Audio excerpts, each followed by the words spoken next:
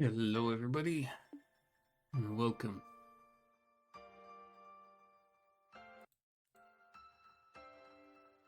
to Trails in the Sky the Third.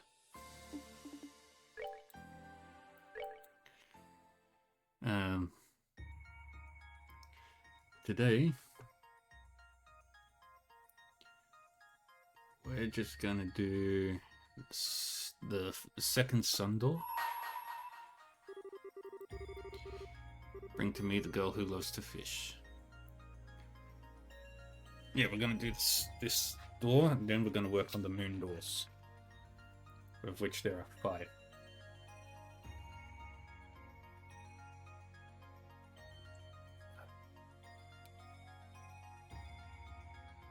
Other than that, how is everybody?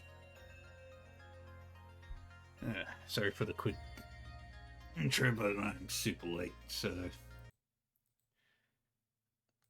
there we go.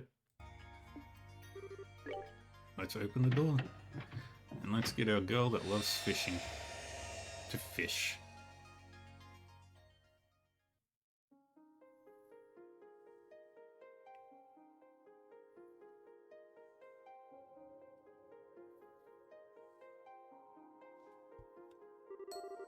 I shall grant to you a memory fragment and my blessing.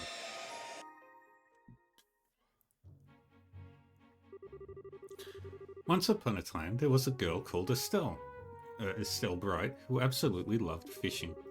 Meanwhile, in Gransel, there existed a group of dedicated men and women who prided themselves on the sport. They were called the Fishermen's Guild. What else could it possibly be called but fate, were the two paths to cross? This is their peculiar story, Chapter 1. Our story begins at the lakeside.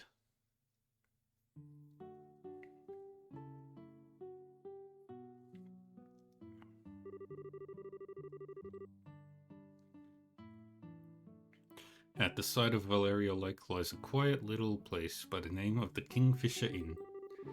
Seeking a break from her work, Estelle decided to visit for some well-deserved relaxation. At first, she had gotten exactly that. The fishing lover she was, she decided to borrow some gear from the inn and make her way out onto the pier to enjoy some quality time there. She saw one successful catch after another, and before long, her bucket was teeming with fish. But then there was Lloyd, a member of that one and only Fisherman's Guild, who happened to be at the very same inn on that very same day. He was having the opposite of young Estelle's lucky streak. The moment he had arrived, he had set off in a boat to begin fishing. But try as he did, he hadn't managed to catch so much as a single fish. Now, feeling thoroughly defeated, Lloyd motioned back towards the inn. Upon his boat approaching the pier, however, he caught sight of none other than the very pleased Estelle rejoicing at the source of her most recent catch. This sight was all it took to give rise to Lloyd's competitive nature. Now thoroughly fired up, he approached her and challenged her to a special kind of duel.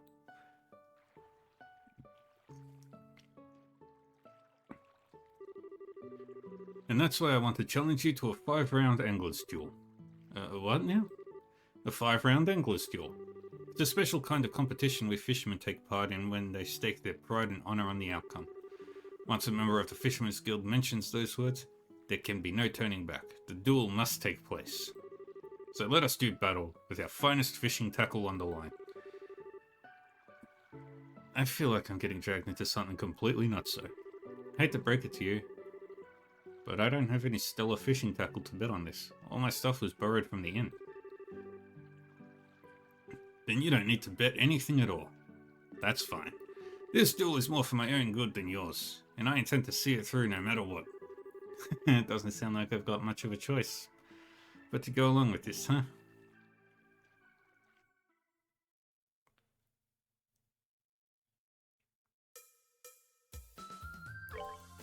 Let's start. Progress Rod.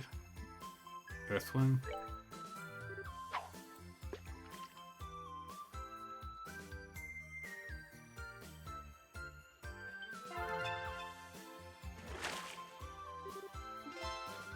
We've got a Rock Eater.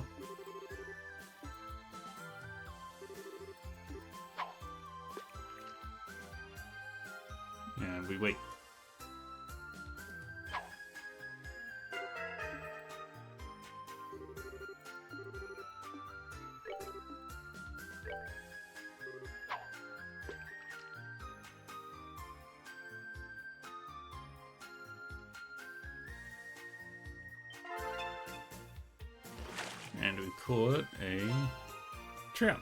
Perfect.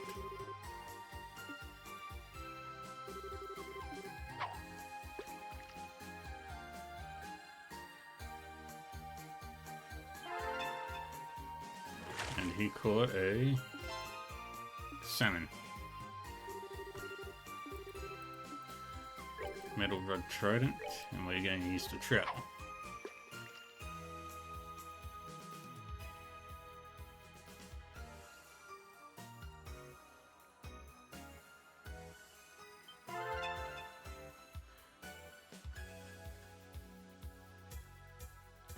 It's a big one. A snake kid.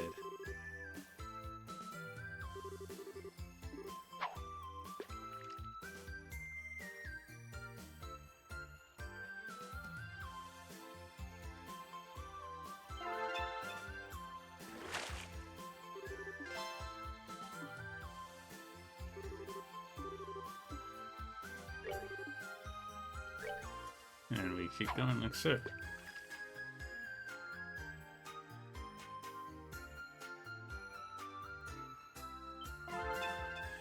And we've caught a rock eater.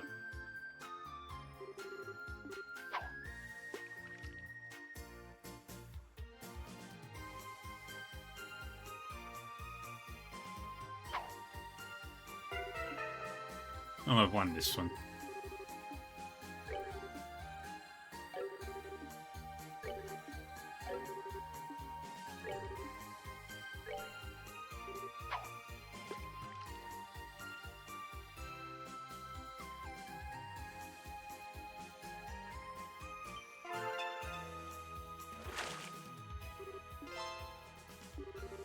And we got it.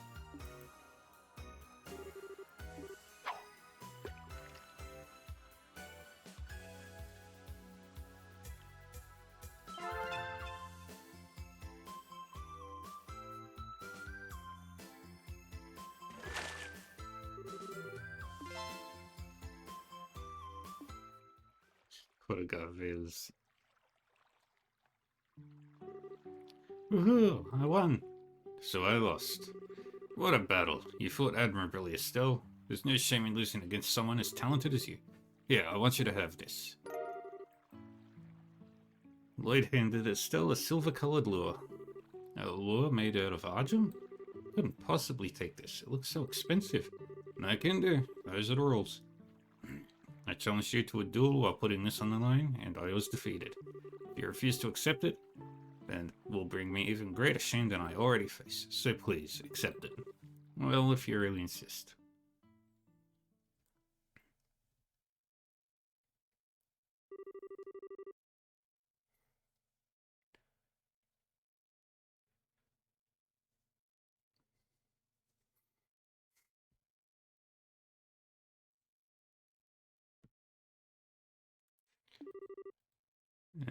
Thus Estelle accepted the silver lure from Lloyd, and though feeling bliss thanks to her victory, she was also blissfully unaware of what fate had in store for her. Yay! Let's continue. Chapter 2. In the Capital.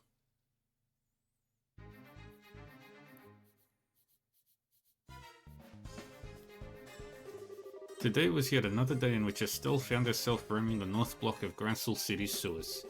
Her objective was simple: defeat a wanted monster for the guild.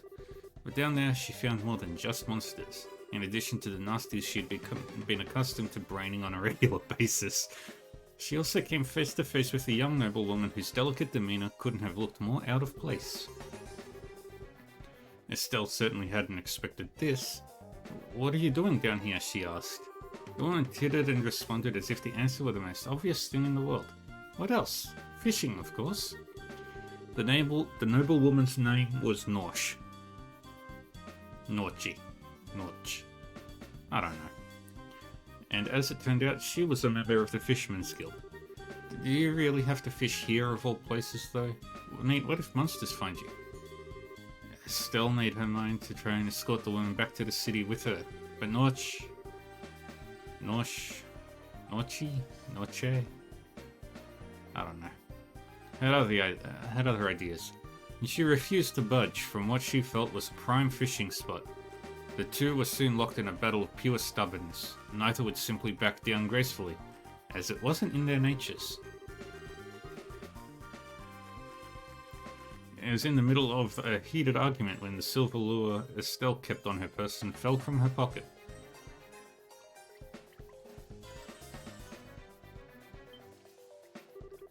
Goodness, is that the famous silver lure?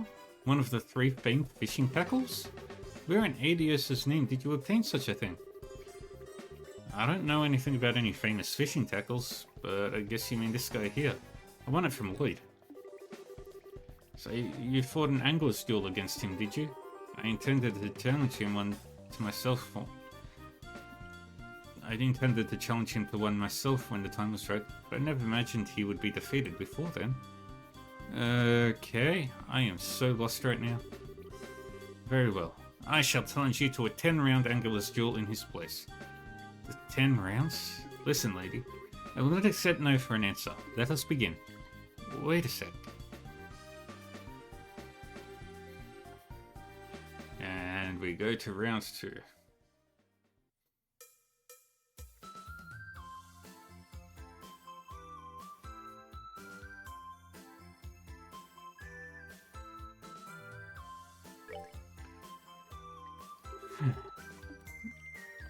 Progress, and we'll use the earthworm.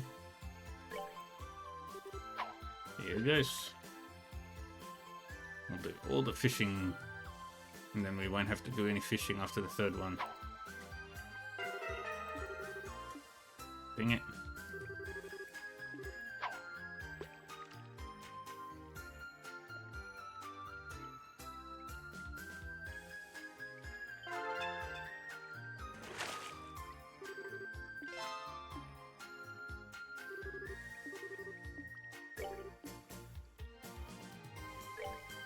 Come on.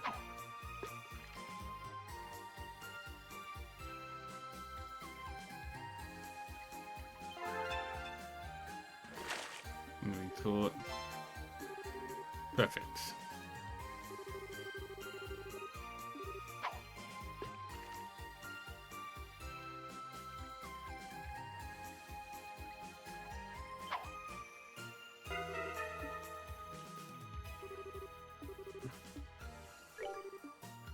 And we're going to use a carp for this.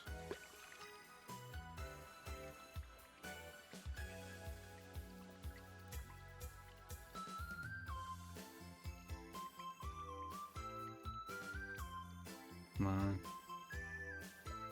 Come on. Got it.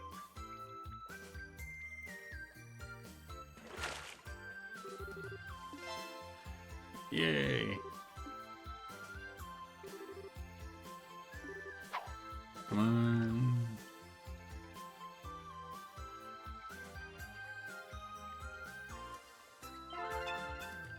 And she caught a fish. Yummy.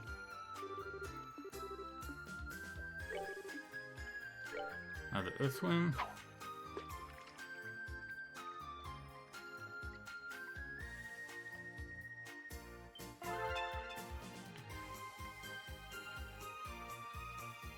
What did we catch?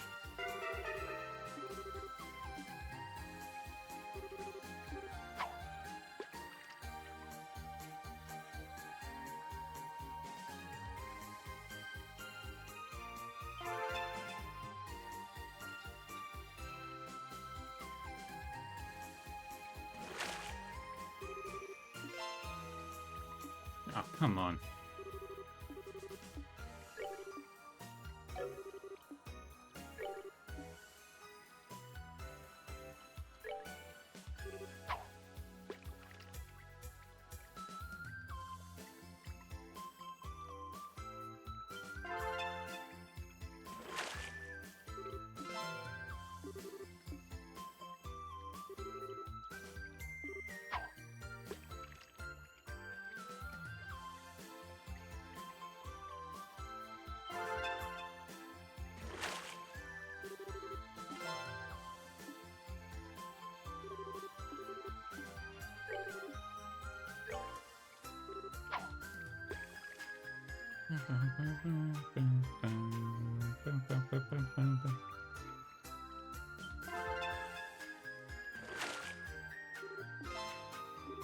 Beautiful.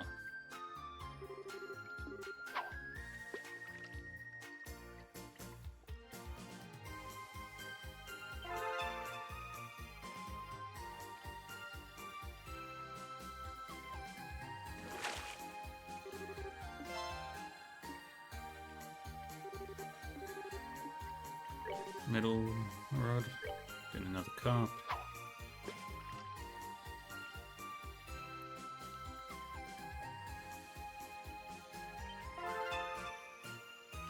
Come on.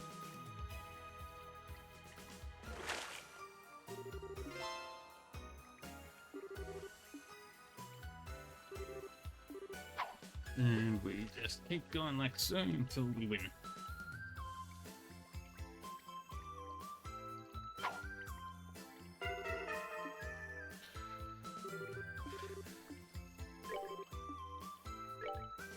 Let's do another dumplings. And let's hope for another carp, shall we?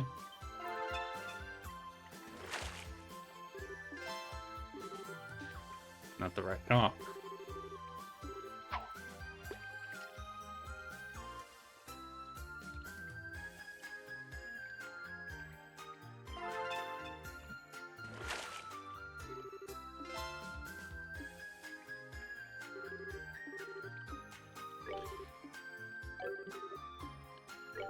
Alright. We'll use the river bug. So I don't have any other baits.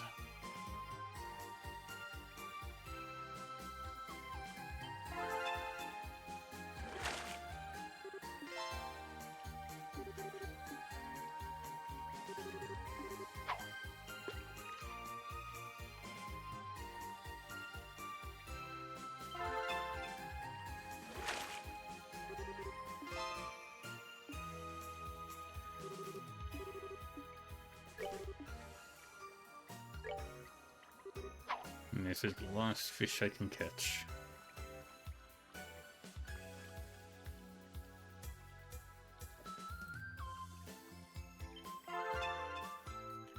Yeah.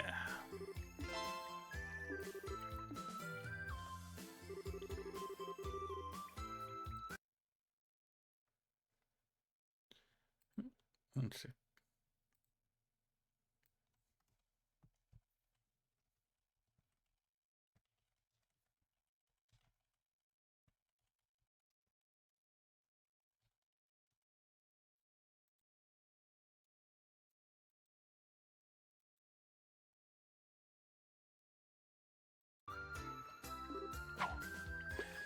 There we go. And we won.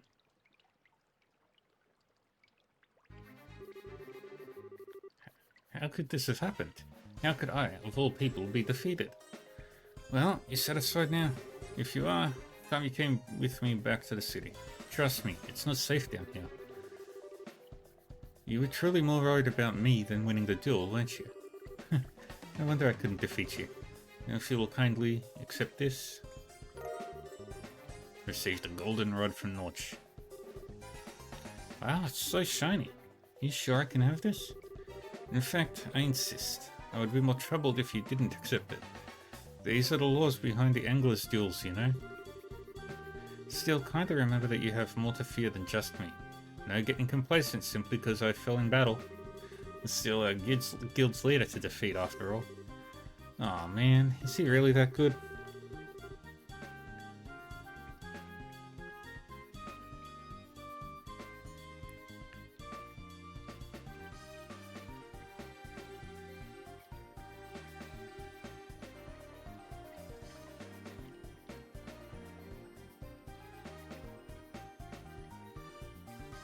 Indeed, his name is Mr. Fisher, and he is both this guild's founder and its most capable member.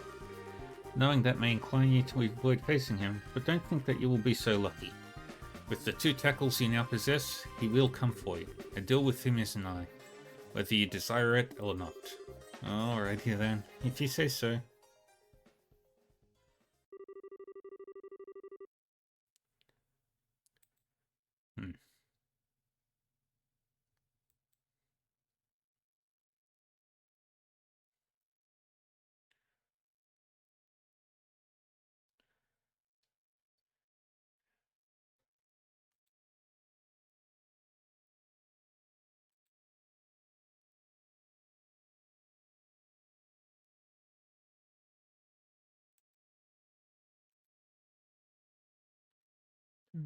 Hmm.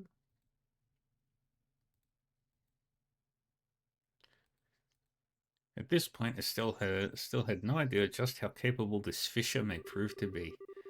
And while there was a small part of her that couldn't help but regret biting the law of the Fisherman's Guild, there was a much greater part that couldn't deny wanting to see where this journey would take her.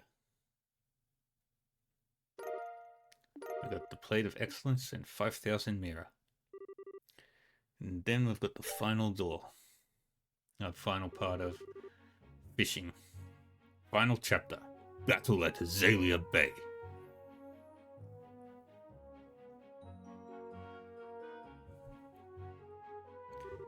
Along the shore of the Gull Seaside Way near Rouen, the decisive moment that Norse had foretold was finally to come.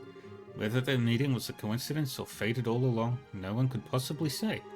Estelle was idly walking along the shore for no particularly adequate reason, when all of a sudden a single small yacht drew closer and closer. The yacht eased as close to the shore as it could safely get, and from on top of it stepped a fine man. He was a gentleman in a tuxedo, the sea extending into the distance behind him, making for an equally elegant backdrop. As soon as she saw him, she knew he was the leader Norshed spoke of. Mr. Fisher, bearer of the title Avid Angler and known by the nickname of Fishing Baron.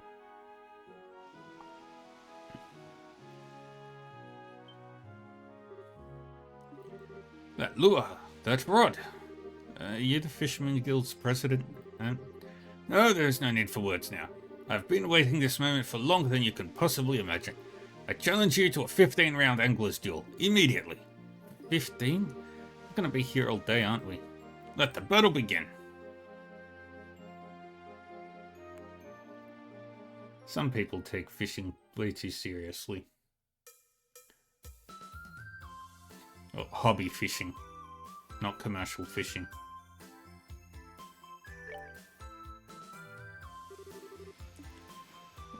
Progress rod, and we're going to use the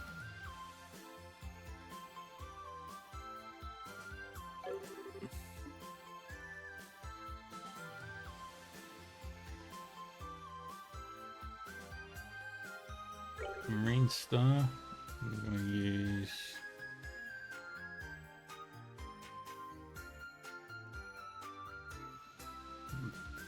Polychate.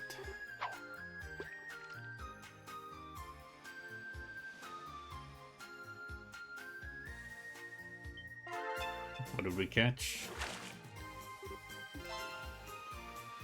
Dang it.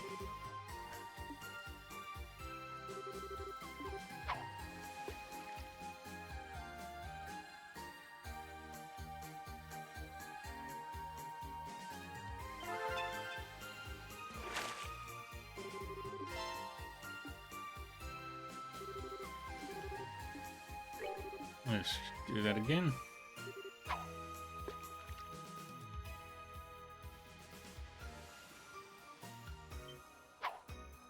Oh, that's bullshit.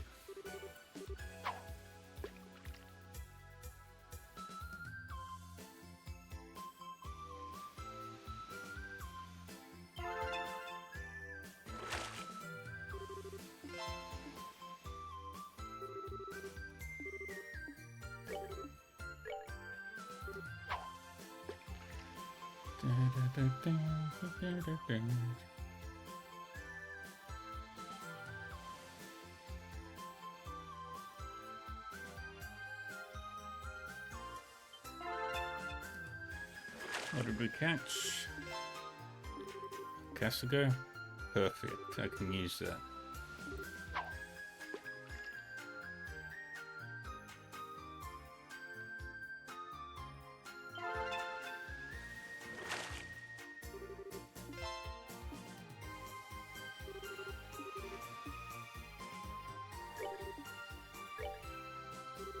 Drop a Casago in.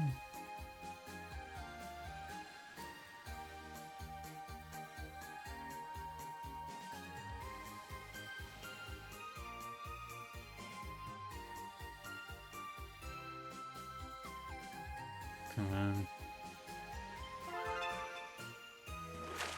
What did we catch? Yes!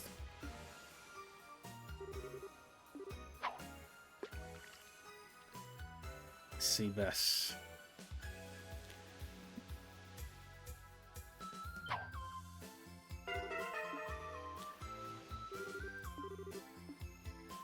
Metal rod. Sea bass.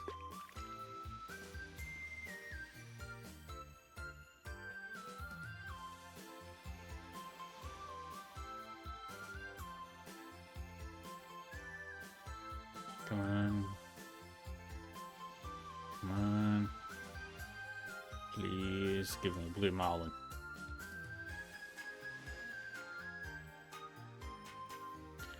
Please give me the blue marlin, buddy.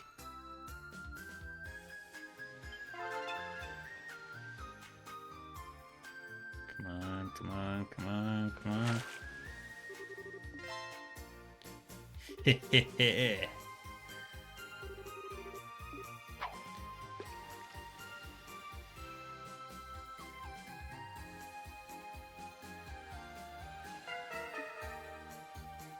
And then keep going like so.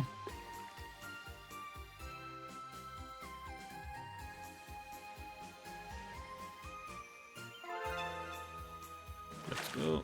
What did we catch? Another gold angelfish. Dang it.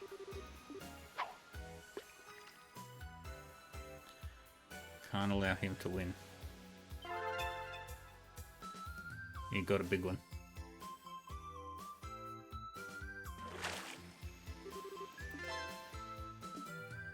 Oh. Hey, rounds left.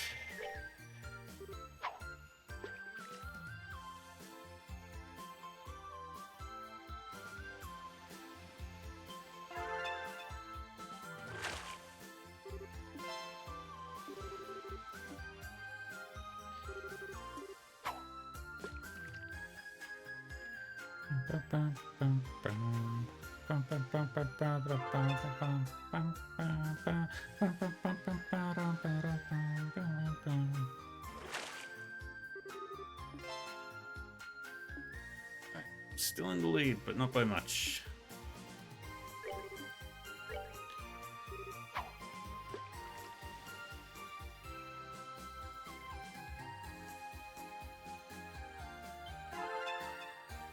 Sea bass. Dang it.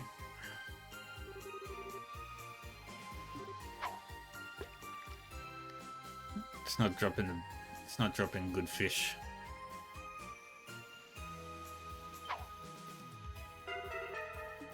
Oh.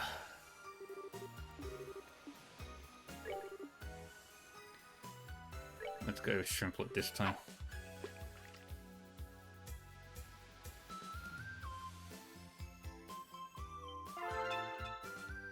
Casago, Casago, Casago, Casago.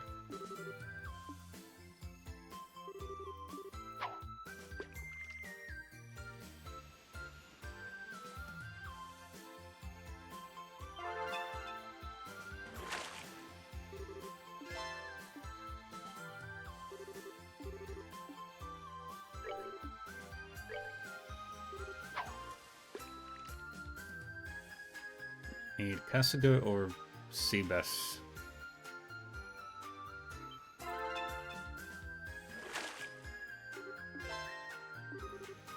Perfect.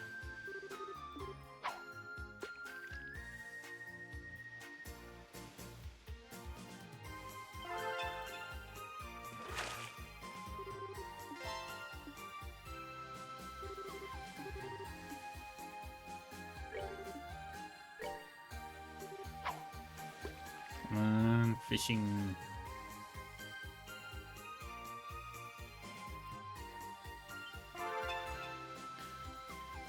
Please not the Claudine. Please not the Claudine. Dang it!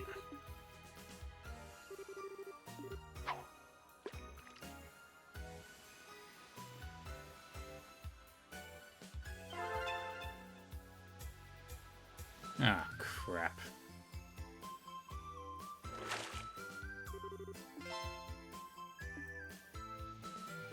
Oh boy.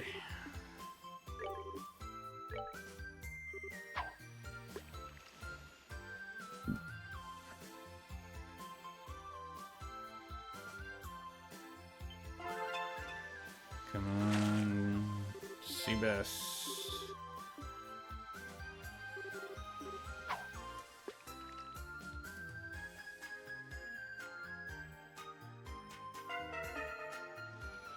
Oh, thank God. Send in the Cassigo.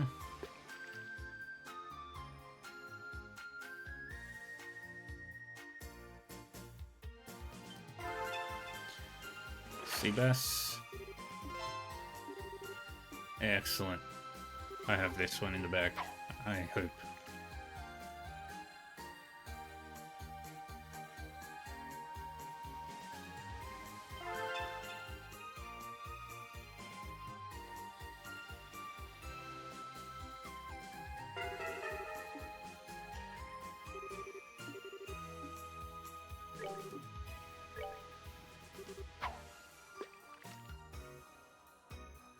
Come on.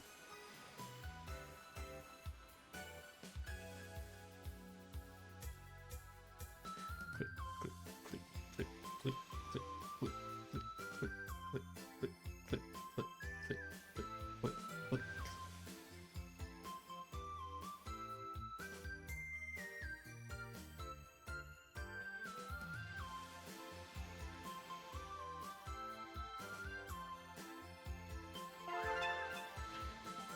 And we caught. It's a big one. A Gigangora.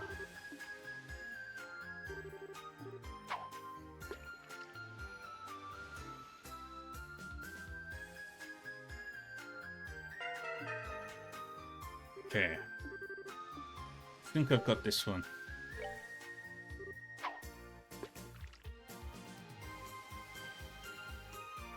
But can't be complacent.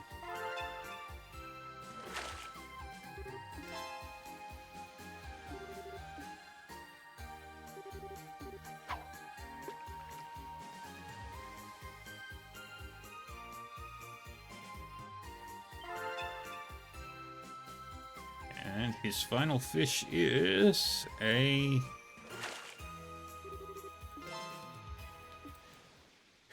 I won. Unbelievable. I had no idea you would prove to be quite so skilled. Clearly the time for adults to be leading the way has passed. I ask that you accept this. Fisher handed over a rainbow-coloured fishing line. Wow, this is so pretty. Thank you very much. I can hardly believe the time has come for the three-fanged fishing tackles to be gathered in the hands of one owner. You said your name was Estelle, yes? Yeah, I did, but... I've made up my mind. Starting today, you will be the new leader of the Fisherman's Guild. What? As for me, I suppose I'll assume the title of Honorary President from this day forward. This is the time for young people like you to take center stage. I hope you will dedicate yourself as best you can to spreading and furthering fishing culture. Hold on. You can't just shove that kind of responsibility on someone. I'm not going to be the leader. After roughly an hour of continuous negotiations with neither of them, in which neither of them wished to back down, Estelle was able to convince Mr. Fisher that the burden of being a leader was too great for her, and she was granted an honorary membership in the guild instead. But while Estelle's duels were over, news of what had happened spread like wildfire among fishermen, spawning legends that would persist much longer. Henceforth, whenever they spoke of Estelle, they spoke of her with a new nickname. A fitting nickname for one who had triumphed in such challenging angler's duels. Estelle the Supreme Fisher. Side story, legendary angler Estelle finished. Yay! Alright. The sun door we're not going to do anything with. The third sun door we're not going to do anything with yet.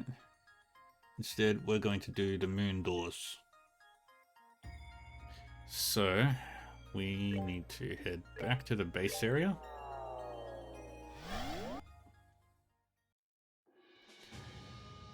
How many battles? Okay.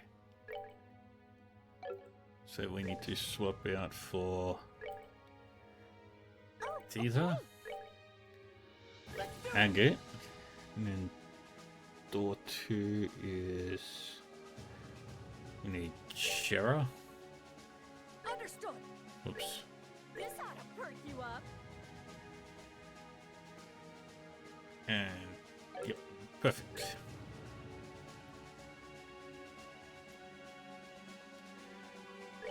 Alright, Moon Door 1.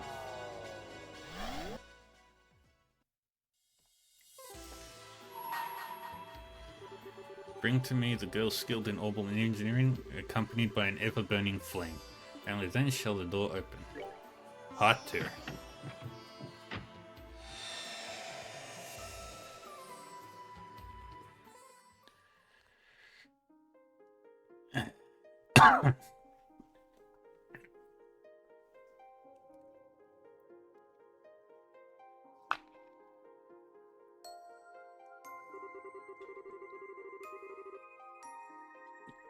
I shall grant you a memory fragment and my blessing.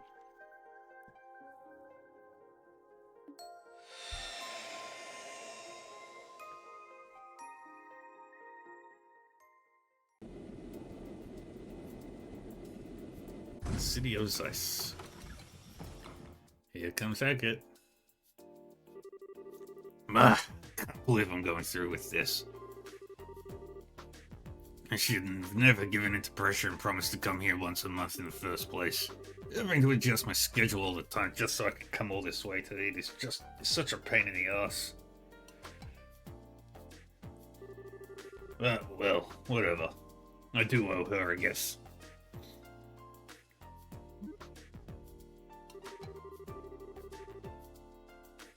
What the hell? I just felt this horrible chill run down my spine. What was that for? Okay then. Doesn't seem like I've got a cold or anything.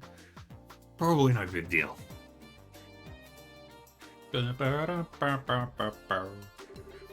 Well, that's everything switched that needs to be. Machine guns are the new models, so they could probably do with some tweaking. That's all of its armament strengthened. Its mobility is up 16% because of all the work we did through the night, just, you know. Okay, I think we should leave it like this for now, and take some data as is before we start doing anything else. Works for me. Ordinarily, we just settle for testing whether it can perform basic actions at this stage and then call it a day. Well, thanks to all of Theta's help, it ended up relatively complete for a prototype. I think we could probably get away with doing a simple combat test using it even. And we should too. After all, it just so happens that we have the perfect guinea pig for it coming.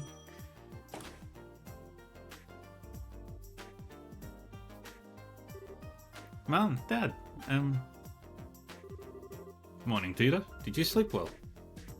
Yeah, I'm feeling great. But, all I can picture in my mind is the sight of that red-haired hooligan crawling on the ground after getting the beating of a lifetime by the Orbital Gear. I can hardly wait to see it in real life too. Mom?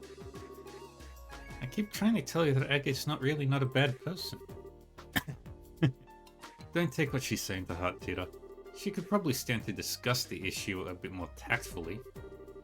But I'm sure all she wants is to find out exactly what Agate's doing trying to lam his way to you in the first place.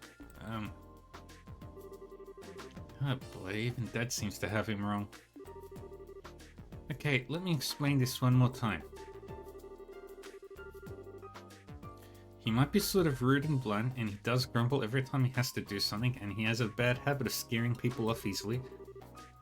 But he's actually a kind, good person, I swear.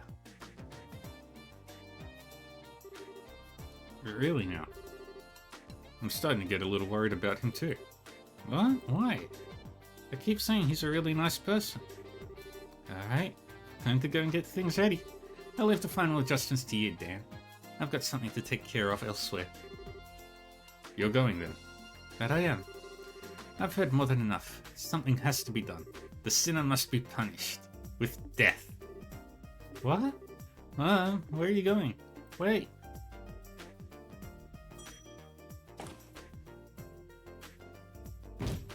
Gah! Mom!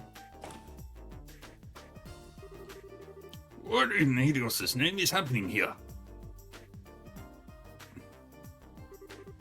You alright? Olive!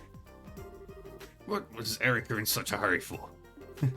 Well, it's time for the testing to begin.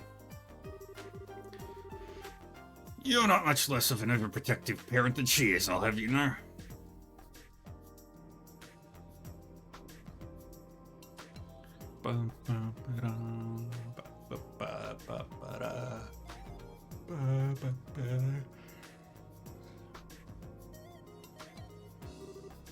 Where is she?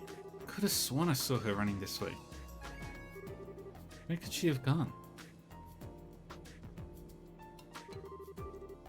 Probably shouldn't have arrived so early. Might as well drop by the guild and see if there's any work to do until evening.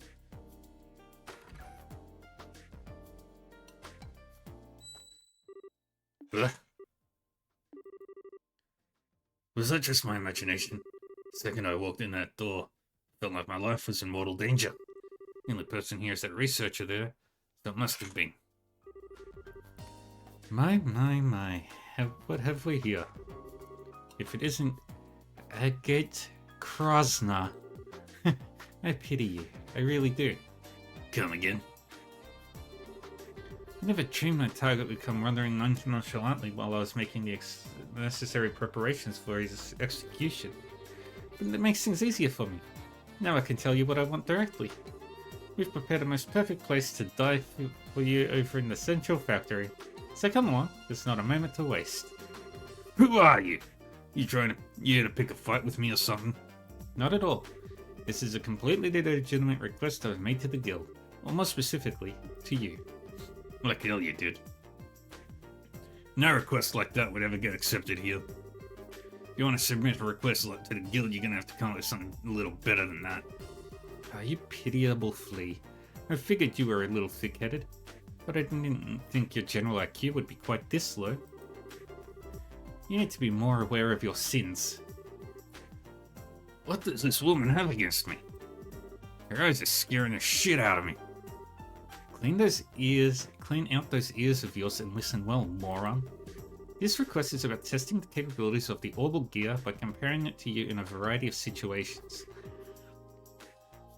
Which means that by helping us, we'll be able to improve it. And in the process, maybe the unforgivable sins you've committed shall be... Just what are you rambling on about, woman? Maybe you didn't get the memo, but the Bracer Guild exists to help people who really need it. We don't exist to do any old thing someone feels like asking us to do. So I really haven't got time to be messing around with some crazy time waster. Is that the real reason you don't want to do this, or are you just scared? Say that again. Ah, boy. I can't find her anywhere in town at all. She hasn't gone home. Just where could Mama run off to? It's not my fault you're not listening to me. As I said, if you help with these tests, I might even be gracious enough to consider reducing your punishment. A little. That sounded like Mum. Could she be in the guild? If you want to help that much. Tita? Agate? What are you doing with my... Oh, and one more thing I want to make very clear right off the bat.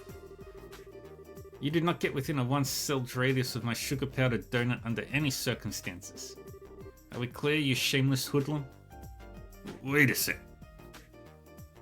Whoosh! Zoom! The hell? What just happened there? She just up and ran off with Tita. I hope I didn't just witness her getting abducted by someone dangerous.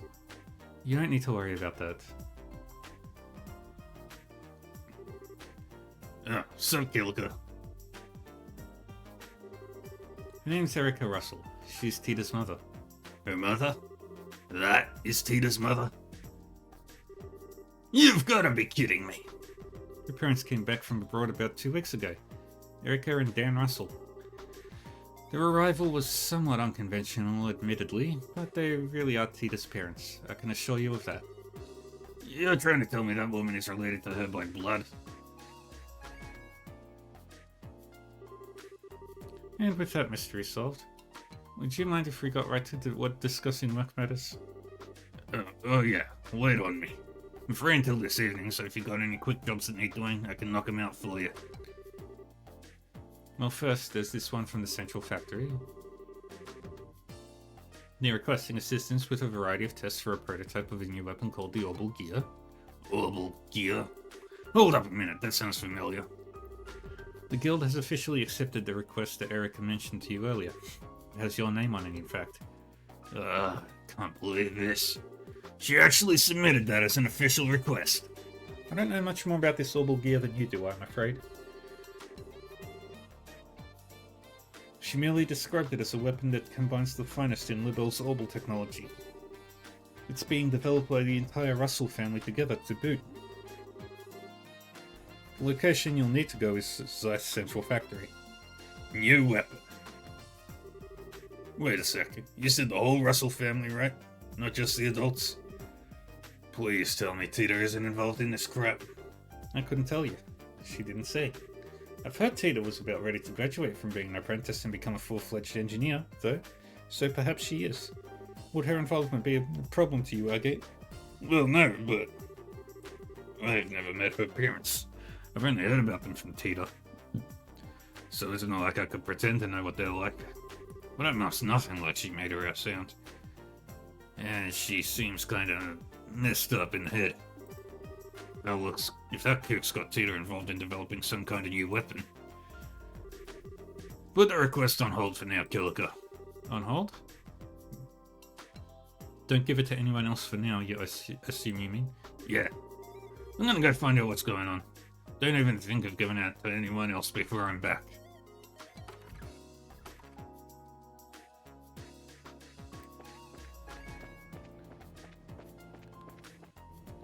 We go up, inside.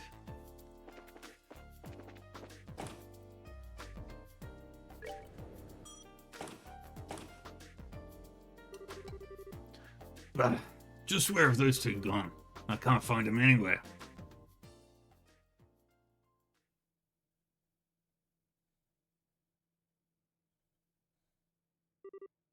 Hey there, you must be Agate. Who's this guy? Doesn't seem like any ordinary engineer. Oh, I get it now. You're Dan, right? Seem to remember hearing you were a bracer at one point. Oh? Was it Cassius who told you? Oh. No. I just heard some stuff about you from Tita and her grandpa. Right. Actually, he quit the whole bracer thing about 10 years back, didn't he? Makes it right around when Cassius joined. Can't imagine him being as much of a lunatic. But who knows? You guys are developing a new weapon, right? I've heard you got Tita helping you out with it. That true? Oh, yeah. She's not just a simple assistant, however. She's a formal member of its development team. Tita's become so much more capable over these past couple of years. I don't even feel like there's all that much I can teach to her anymore. Ugh, I was right. What the hell have you guys got your own kid doing? I know you're busy and you can't afford to be back home here that often. And that little squirt loves Orbital tech, so part of me gets why you would want her to help with whatever new stuff you've got in the works. But that doesn't make it okay to let someone that young work on developing a new weapon. Use some common goddamn sense, man.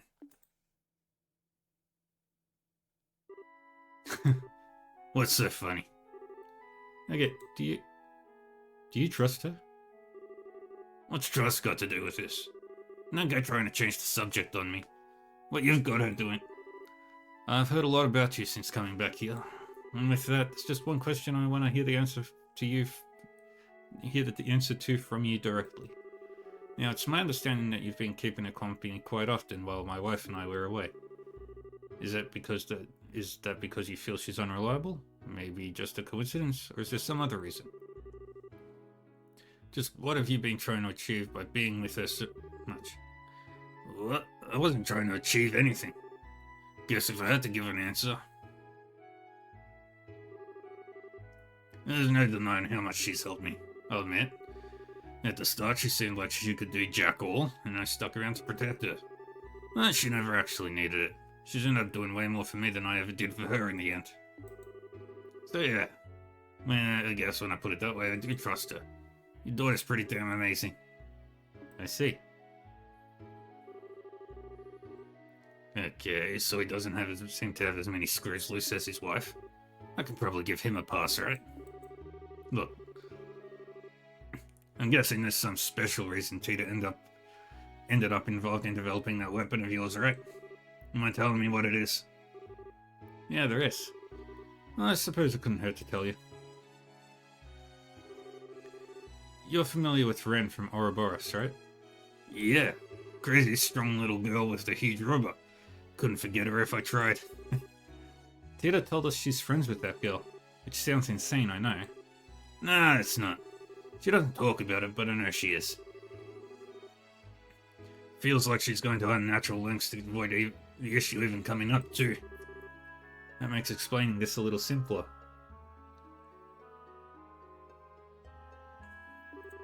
The Orbital Gear project was begun with the aim of developing a new kind of weapon that could compete with the Society's advanced military technology. Eventually, we hope to come up with something that can even go head-to-head with Partamata. As soon as she heard about what we were planning to do, Tita told us that she wanted to be part of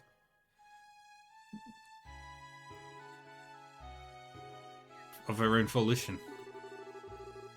At first, Erica and I were strongly opposed to the idea. It was Tita who insisted she wanted to do whatever she could to keep the connection she had with Ren. She wouldn't take no for an answer. She insisted this was something she could do for her. From my perspective, her intention isn't actually to talk Ren down or anything along those lines. She just thinks that by participating in the Orbital Gear's development, she'll be able to keep thinking about her. The project connects them in a tiny way, even if they can't meet. And even if Tita can't do anything more substantial for her. It really is a tiny connection. Yep, that's probably the best she can do for Ren right now, and she's determined to do it. Shit. I had no idea. She's such an idiot. How am I supposed to know you're shouldering something that heavy if you don't tell me? She's working on the project formally as an engineer, no different to Erica or me. My wife was the one who gave her permission, after she shows as much as resolve as she did. It wouldn't have been fair for us to treat her like a child. Mind if I ask something? Where's that Orbital Gear thing now? Does that mean you're up for the job? Oh, I can't walk the hell away. She might go doing something crazy again if I leave her alone. I see. Albert was right about you, Agate. You do seem to have some promise. What are you talking about? What did Gramps say? You'll need this incidentally. Agate received an identification card from Dan. Using this in the elevator will get you to B5F of the building where the tests will take place. Tita and Erica should be there. You're gonna want to make sure you're ready if you do go there. Erica's been dead set on testing you. I couldn't care less what she wants. I'm just gonna go help Tita with the tests. What anyone else does is none of my business. What about you, Dan? You ain't coming? Don't mind me. I'll be there. And just so we're clear, I haven't decided to accept you myself yet. Accept me as what?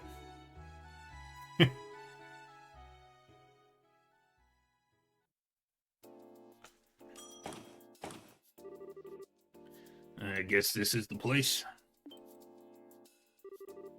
Wait, is that it?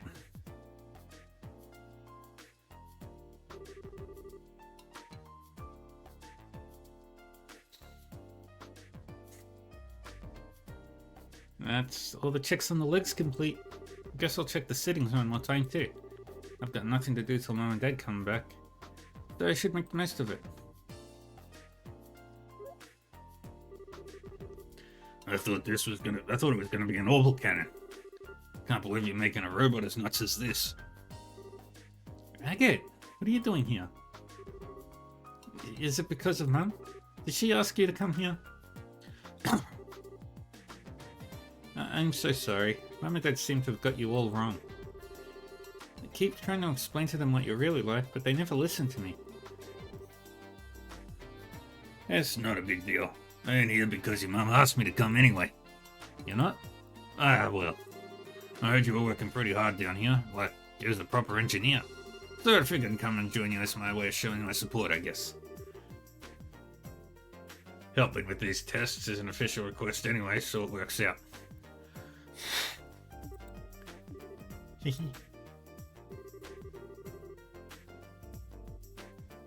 Okay, let me give you a brief rundown of the orbital gear then. The prototype's most distinguishing characteristic is that the pilot can climb inside and operate it directly from within. It hasn't been decided for sure the final model will necessarily be like this though. Oh, and then there's how it reaches its maximum mobility. Come over here for a minute. Sure. We designed a new working system to increase its mobility substantially, you see. Ordinary bipedal robots require 2 units that control their posture and center of gravity, which work in tandem with one another to walk. But this approach really drains system resources across the whole archaism. The way we've chosen to resolve this is... Huh? What the hell? Ah, how long have you been here? There. So you've decided to assist with the tests, have you, Agate Krosner? You're so sweet. Does that mean you've finally accepted your sins and have come to repent? I have no freaking clue what you're talking about. You were trying to get close to Tita thinking I wasn't here, weren't you? Admit your sins and repent. I finally have first-hand evidence. For crying out loud, will you quit with the ice? It's giving me the creeps. He might be completely useless when it comes to technology, but he's got potential, don't you think? You might just be right. I have to admit, there were concerns.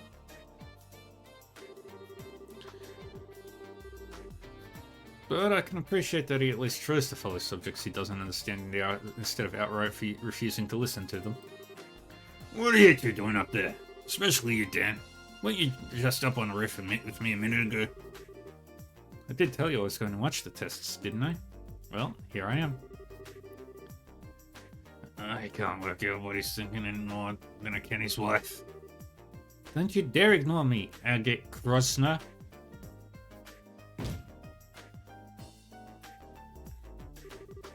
Well, regardless, that's everyone gathered now.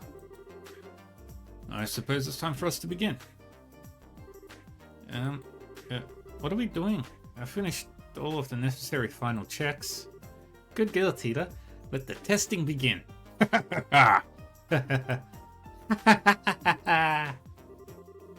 What is wrong with this family?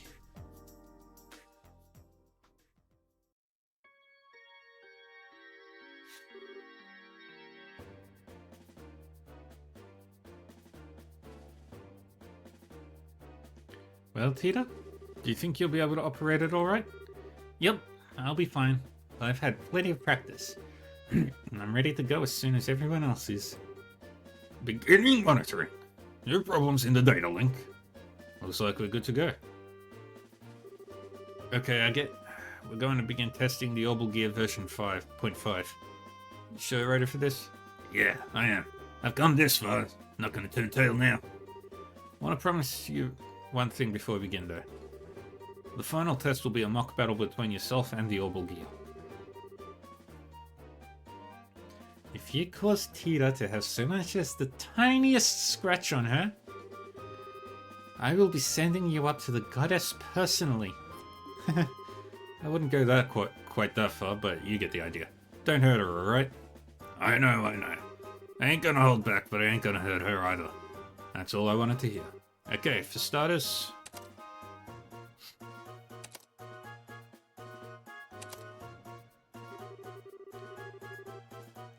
Dan ran around Agate and began attaching small quartz to various points on his body. What are you doing? This is so that we can collect data from your body in real time during the testing process. This prototype's mobility should be about equal to your own, if not a little above what you're capable of. So this should be the perfect way to test what it can really do. Well, if that's your reason. You sure this isn't some form of harassment? Of course not. Right. Okay, if you would. Gladly. Ooh. Ha! Ha ha ha! Yeah! Ga ga! Shao! Ah!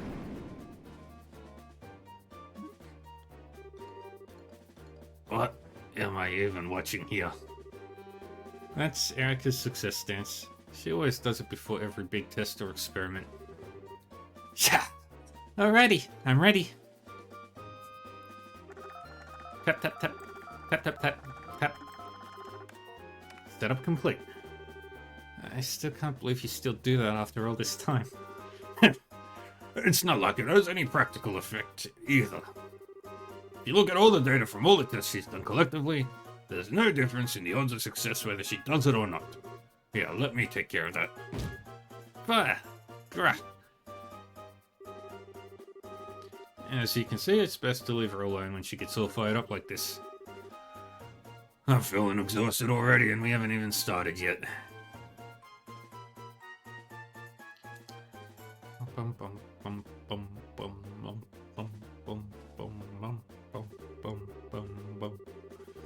The first test is a simple race. You're going to be doing 3 laps of the course. The first to finish line wins. There are obstacles in the way too, so just so you know. Be careful of those. Are you ready, Agate? Ready to deliver me. Let's get this started. I'm here for work, not to play. So you are. Well, take your positions. Ready? Go!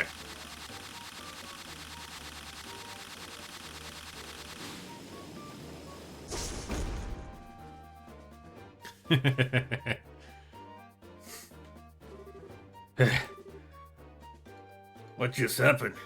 It flew. Sorry, Agate. But Mum told me I had to finish the race just by jumping over the finish line all of a sudden. I should have known. Mind you, it's not like jumping was against the rules of the race. And we wanted to collect the data from it too. So you've only got yourself to blame for getting cocky, wouldn't you? Yeah.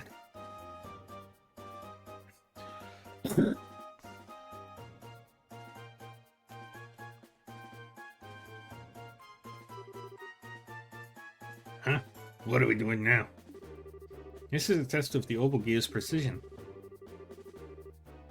What I want you to do is place the 4 coloured drum cans on their corresponding tiles on the floor.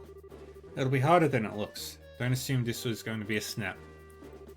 If I lose this, I'm never going to hear the end of how I'm a clumsy excuse for a human, am I? Alright, let's get started then. Begin.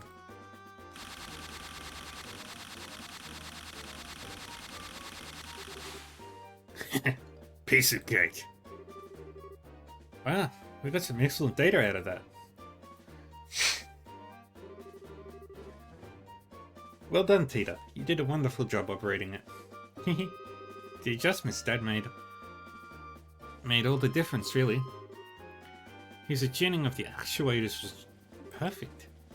I don't doubt that. He's always been good at handling these things.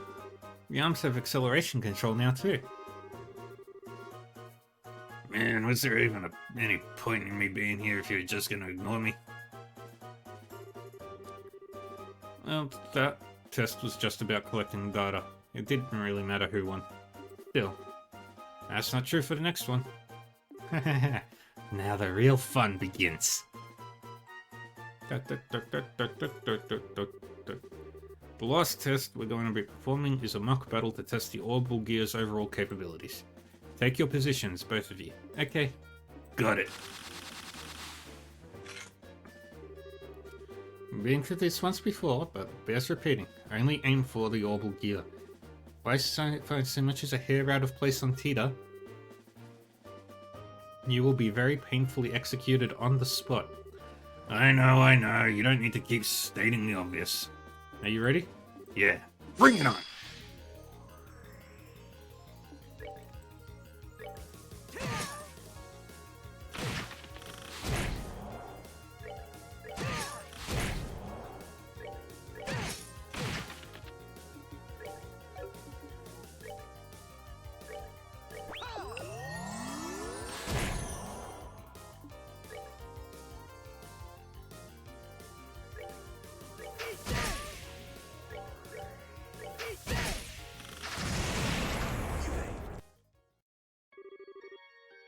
Okay, are you alright?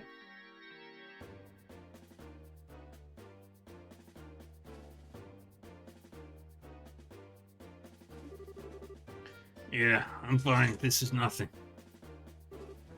Hee hee. How does it feel to be thoroughly crushed, Agate Krosner? Behold the power of my Orbital Gear. So, how does it feel to be defeated by me? Well? Yeah, I'm pretty sure it was Tita who was operating it. By the way, I think we can call that a victory for the Orbital Gear. I was hoping I'd get to enjoy that for a while longer. This is no fun. This is no fun at all. I was lost at the tests, right? Quest fulfilled then. My work here is done. Silly me. I nearly forgot then. Didn't you say you wanted a one-on-one fight against this red-headed ruffian yesterday? Did I? Oh, right. I did. Cassius told me a little about him. I'd like the opportunity at some point. What? I have a bad feeling about this. You're the best. Go get your weapon. Doesn't necessarily have to be now. No, you're doing it now. No time to waste. Alright. I'll leave things here to you, Erica.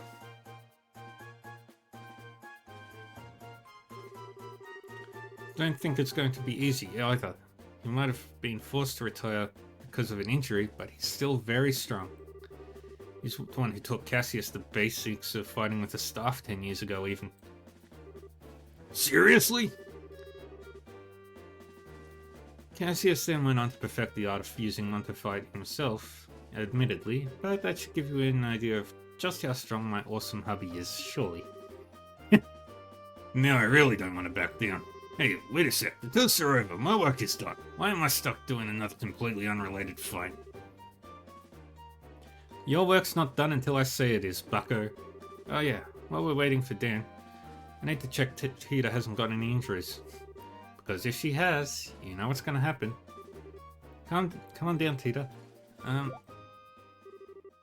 What's wrong, sweetie? I kinda can't. Some weird errors come up and I don't know what to do. Huh? What's going on? Oh no! No! Damn it, no!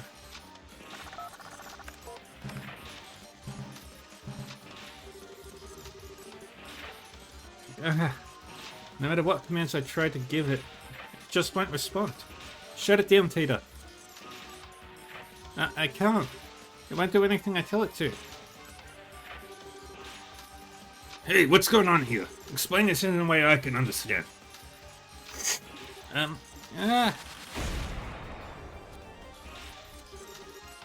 Tito, what's going on? Have you lost control of it? Run!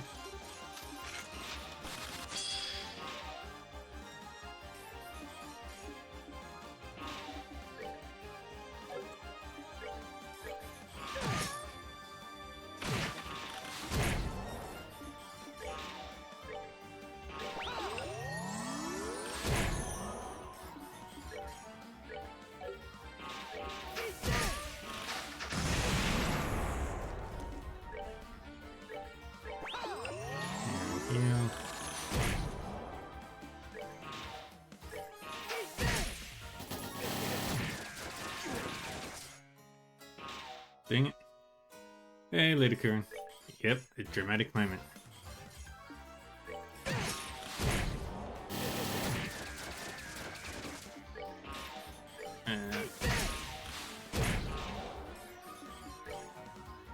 Gonna heal ourselves.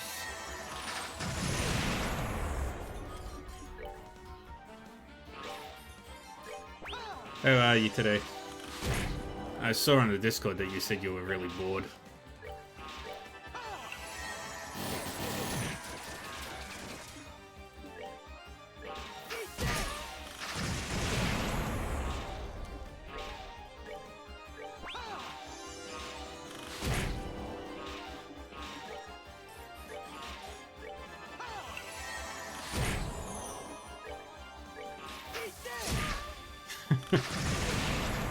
Stop being blind, dude.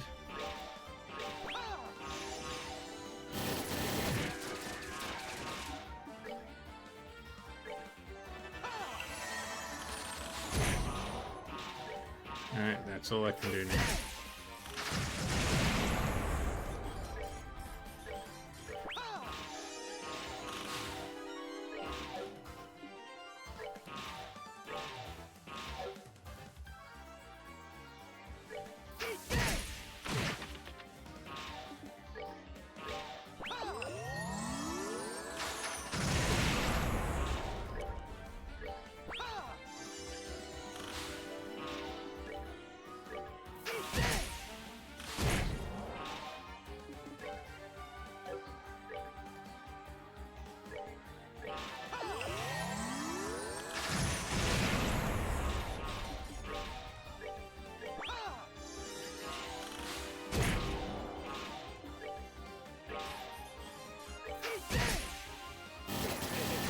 Dang it. That sounds like a very boring day. Or a boring week.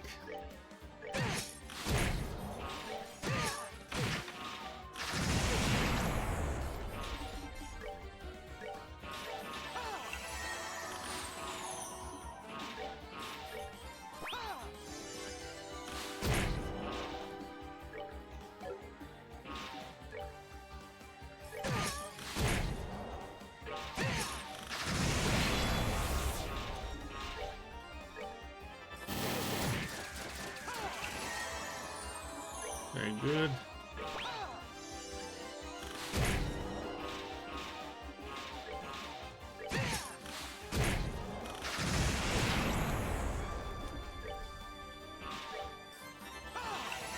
Heal yourself.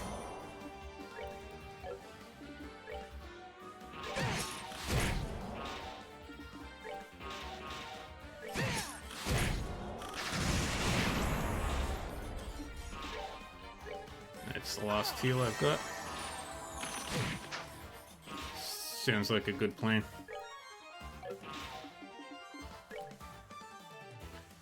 And let's do Dragon Dive. Let's watch him do his superhuman move.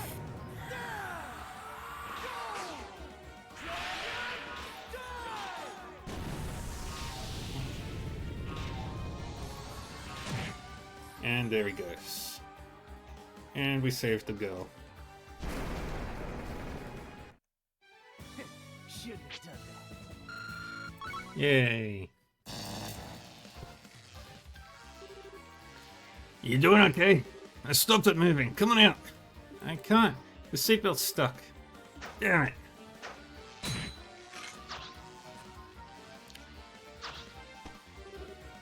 Thank goodness.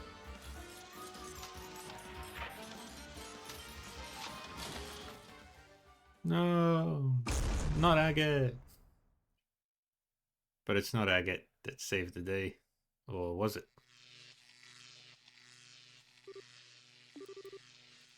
Huh?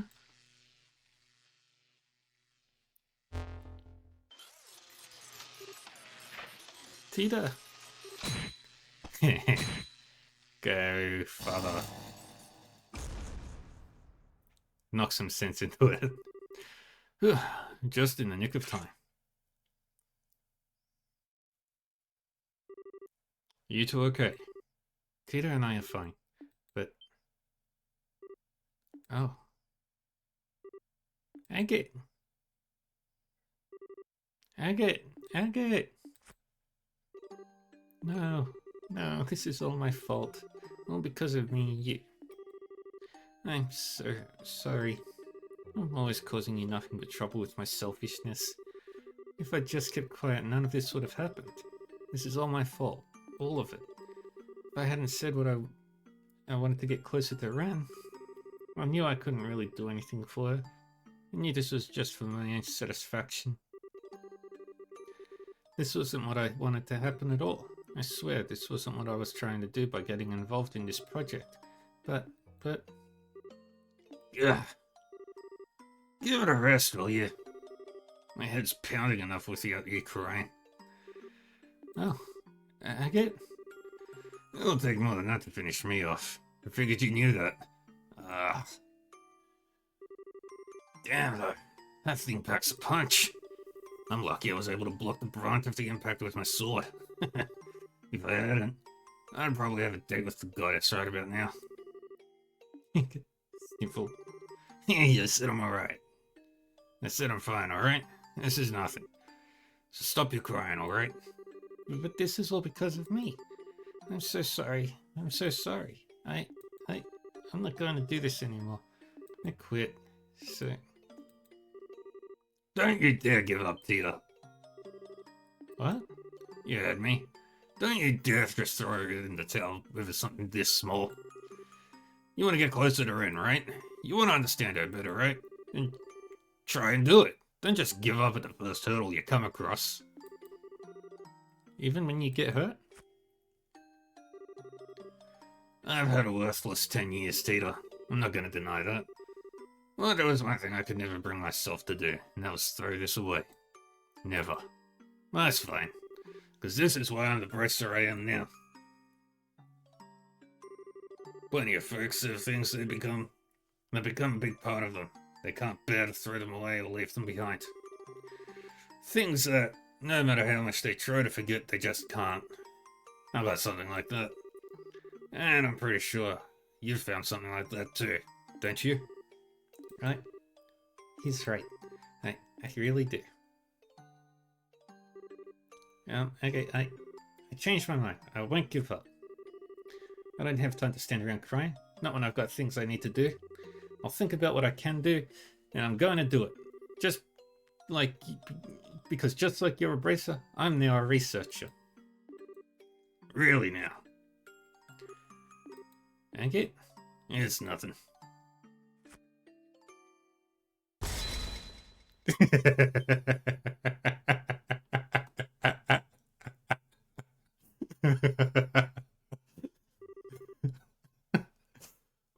What's with the faces? It's all starting to make sense now. See, I told you. He's rude, he's thick-headed, but he's got all the tact of a wrench to the groin. But there's promise in him, that there is. The preparations for it aren't quite finished. But I think it's time we get to the second phase of testing our red-headed friend. Right away. The hell are you talking about? Looks like I underestimated you, Agate. Tita seems to have come out of this unharmed, just as you promised. Oh, yeah. I'd like you to come to our house this evening. Huh? I thought coming over for dinner was why I was in here in Zeiss to begin with. You'll be more than welcome. What's going on with him all of a sudden? Agate? Thank you very, very much again for earlier. You ended up having to protect me again. It's fine, it doesn't bother me. Still, sorry, but I think I'm gonna have to pass on dinner. Today we're having a hot pot full of mushrooms and wild plants and a soup with lots of seaweed. Mum and Dad finally seem to understand you better too, so this should be really fun. Now we all get to enjoy a nice hot pot together. Oh, right. I can hardly wait. Poor Agate. Bum, bum, bum, bum, bum, bum, bum, bum. Bum, bum, bum, bum, bum, bum, bum, bum. Bum. Bum, bum, bum, bum, bum, bum, bum, bum. So that's what it was. Can't believe I didn't notice it when I was doing the final checks. This is all my fault. We don't know that for sure yet, Tita. Let's not jump to conclusions. No good comes from blaming yourself or feeling responsible before we know if you even had anything to do with it. Okay. Still. Yeah! Where the hell did the salmon come from? What's wrong with this place? Huh? That sounded like Agate. Really? Probably just your imagination. Maybe. That reminds me, he should be here any minute now. I better go and warm up the food.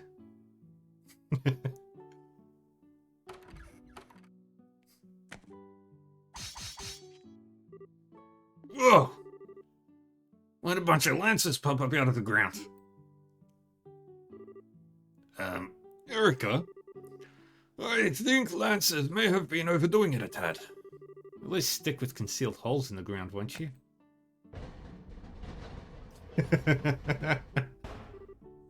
Gah!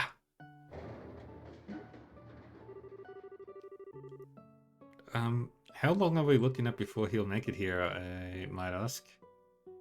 I was hoping to take this chance to have a man-to-man talk with him. That only the goddess knows.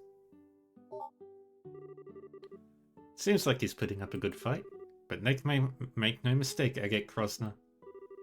Our testing process has only just begun. And now everybody in the world fears for Agate. Side story, Orbital Gear Project Part 2 finished. Theodore learned the S-Craft Orbital Gear. Yay!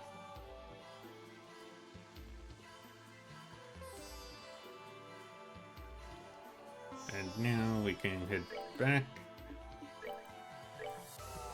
Swap out Estelle and swap out Agate and Tita for Estelle. Let's move out. Joshi. Yay, I got Estelle back.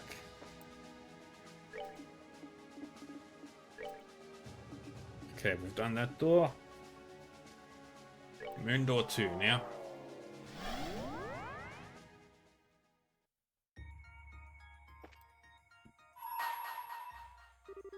Bring to me the dancer with silver locks. Only then shall the door open.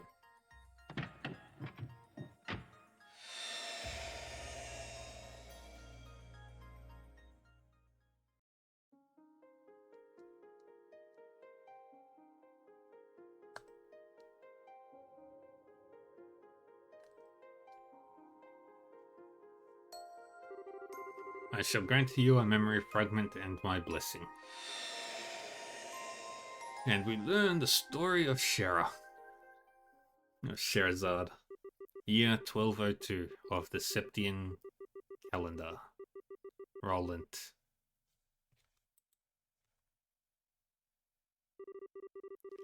Sherazade. Sherazade. Hmm?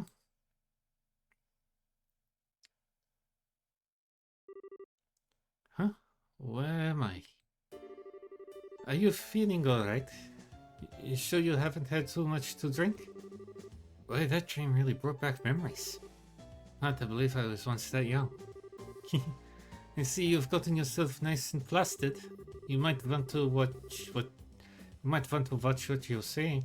Also, you're still young, but no one will believe it if you start talking like that. He's right, Shera. Wow, I thought you would be out for a while longer, Olivier. Let me pour you another glass then. Please, mercy. You can be such a monster. Faulkner, bring Olivier another bottle. Over. Unintelligible gibberish. Looks like Faulkner's gone and left early again. Fine, I guess I'll have to go and get the bottle myself. Well, if I'm getting onto my seat, I'm getting the strongest thing in the house. Spice some brandy. Sherazad, he's literally only just gotten up. At least start him off on some fruit wine before you start bringing out the big guns. He can have both. Problem solved. Spare me. I'll die. By the way, Anna. Aina. You remember when we first met? How much did you down again? Down? Down what? Booze! We're talking booze, baby! Sherazad began pouring alcohol into Olivier's head. That should go in his mouth, Sherazad. You sure? Oh, silly me.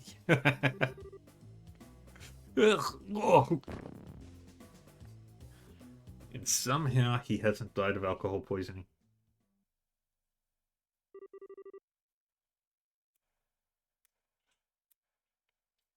"5 years ago.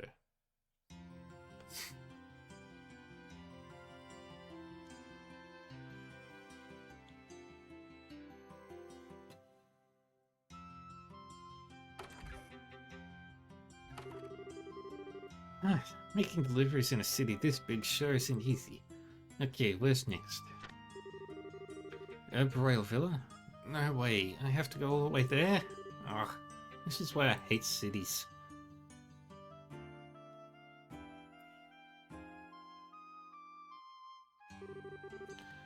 Hey, Bracer, out on the job again? Thanks again for all the help. You're a lot stronger than you look, young lady. You wouldn't have any interest in working for us, would you? You'd be more than welcome. Sorry, but I'm not interested. I've really got to go too. See ya.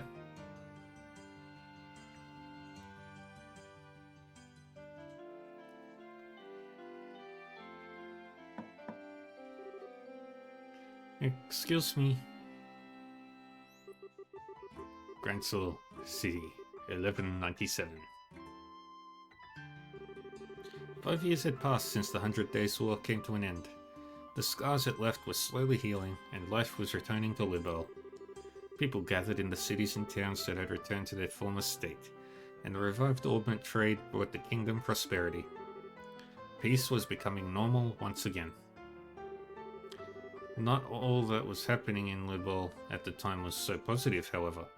This was also a period in which corruption was rife in the military. Many of the army's officers at the time cared for nothing but lining their own pockets or gaining power and prestige. Between the development of mobile technology and booming prosperity, much was forgotten.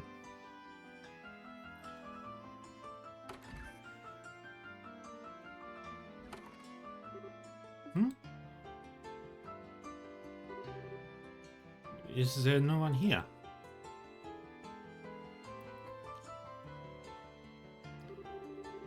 If you have a request, please write it on the forms to the right and place it in this box.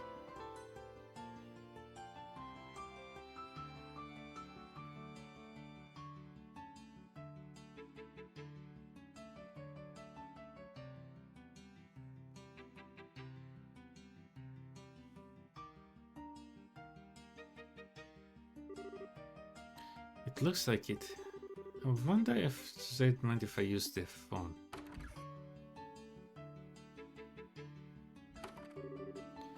Ugh, I'm pooped. I feel more like a slave than a bracer with all this menial work getting dumped on me. Oh, hello. You here to lodge a request?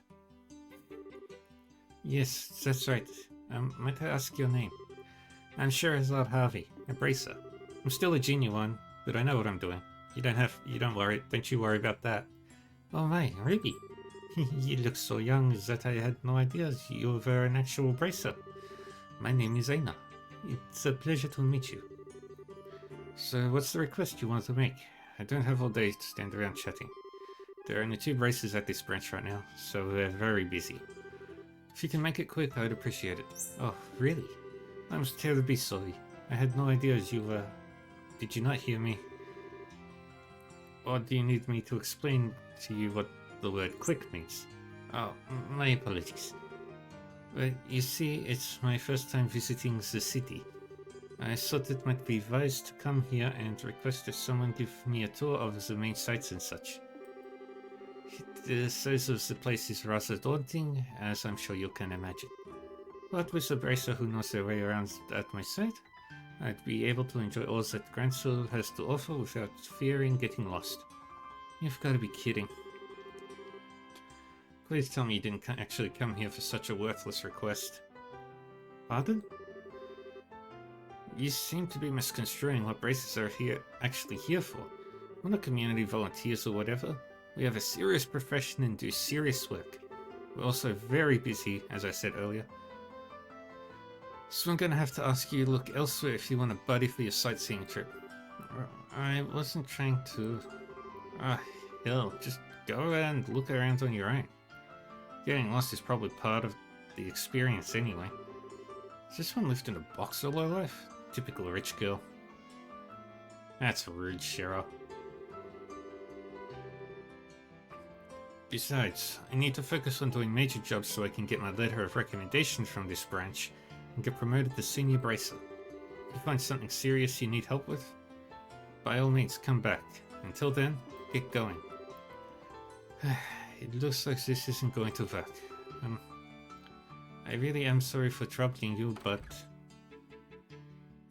Good. Oh, who do we have here? Have you come to make a request, perchance? Pardon us for not properly manning the front desk. That's currently my job, but I'm undertaking other work at the same time. Oh, you don't have to apologize. I'd pay her no mind if I were you. She's a waste of time. She seems to have gotten in her head that braces are friends for hire. Well, if you'll excuse me, I'll get out of your hair now. Please don't just leave yet. Sherazade. Huh? What is it? Do what she wants. Helping people in need is the fundamental mission of us bracers. You've got no reason not to help. What? But we're busy here. I don't have time to be playing tour guide. I've got more important things to do. Don't worry about the other requests on the board. I'll take care of those. But you're even busier than I am. You're even our receptionist on top of it. You needn't worry about me. Besides, you're still a trainee, which means you still have much to learn. So go. Once you finish this request, I'll write you your letter of recommendation. What, really? You sure? Seems like way too simple of a job to be awarding something like that for. I thought it was your policy to give 100% to all work you undertake. Well, it is, but then I'm counting on you with this job too. Thank you very much. Think nothing of it. Take care, you two. Got it. I appreciate your assistance.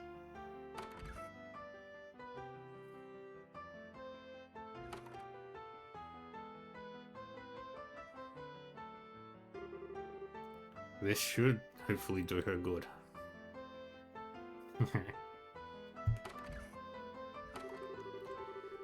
What is up with today?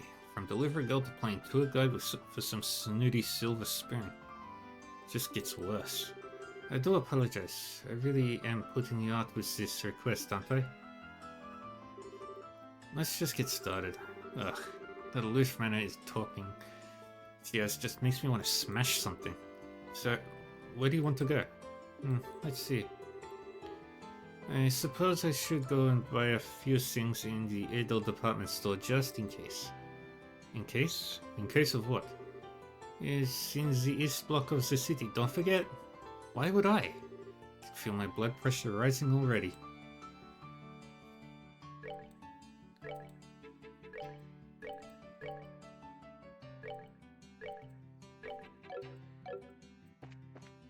There we go, this way.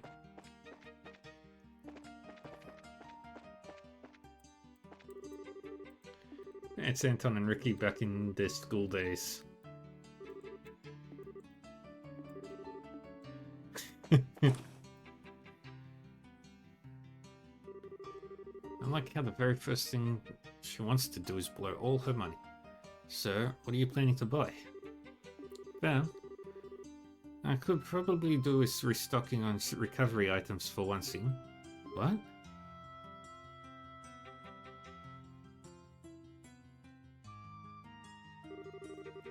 Please, Adios, I just want this job to end.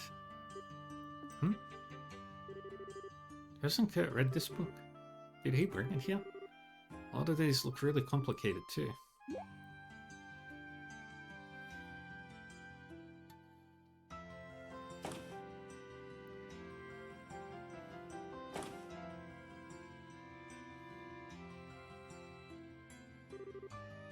Miss Sherzad?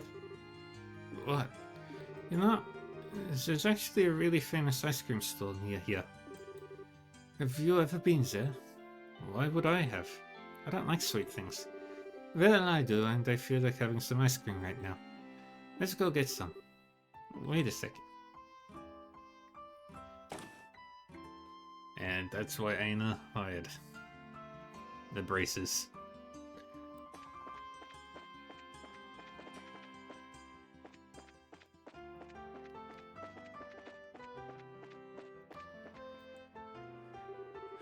Aina bought 2 ice cream cones from the store.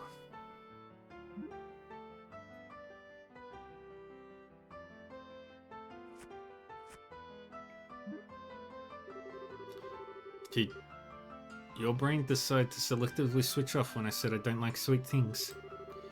You'll like this, I promise. It's really nice. That's not how it works. It's almost noon. That means I've only got 24 hours left. I'm running out of time.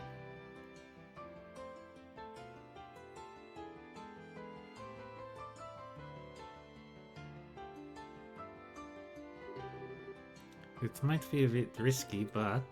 Hey! What? What are you spacing out and ignoring me for? I was trying to ask you something. Sorry. What was it? You look angry. You're hiding something from me, aren't you? It's really obvious. So come on, out with it. Or are you involved in something you can't even talk to me about? Well, it's just that I realized I left some things back at this hotel. As if anyone would buy that. Not gonna talk, huh? Well, fine. Be that way. Can we make our way back there so I can get it? Fine. Whatever. I'll come with you. At least until I get an idea of what you're really up to. Thank you. Well, shall we be going? Let's go through the south block. Fine.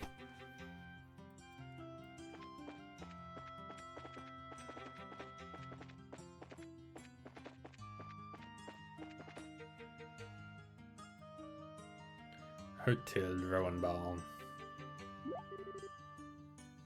Wait a second. Isn't this the hotel? The building you just walked past? Right past? Well, yes, but... Grensel Castle looks really heavily guarded. I should have known. There's got to be some way to get past. That way leads to Grensel Castle. Do you want to go and have a look around it? Yes, I suppose I do. But, looks like I've almost cracked her. Time to talk, young lady. I want to know exactly what I've been dragged all over the city for. Ugh, this job's such a pain. I'm gonna go and catch a breather outside.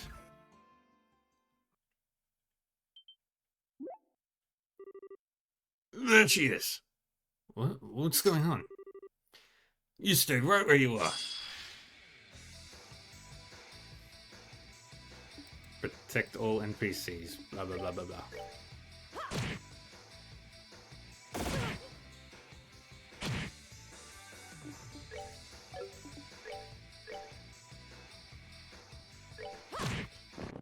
Go, Aina.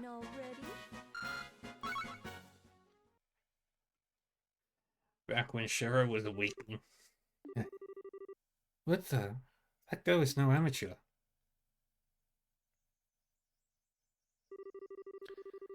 Well, they haven't noticed anything has happened just yet, but the looks of it, it's only going to be a matter of time, so I need to do something. Look, you, it's time for you to start talking. Who is this guy? I don't want the army to notice anything of Miss Isa. Are you listening to me? Shh, please be quiet. Well, at least now we know she's not on the hotel's guest list. But figured a rich girl like her would have to stay at a hotel, but I guess not. We're gonna gonna start scouring the city. From top to bottom? There she is! Get her! No, don't shout! Hey, did you hear that? Yeah, it came from over there. There she is. There's our target. The blonde. Get her. What's going on? You've got some serious explaining to do, Missy. Well, let's start running. The hell? Wait.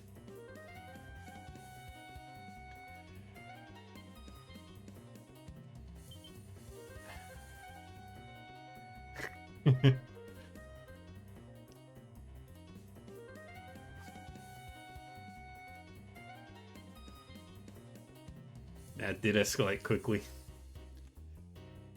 To the airport. They're being chased all over the city.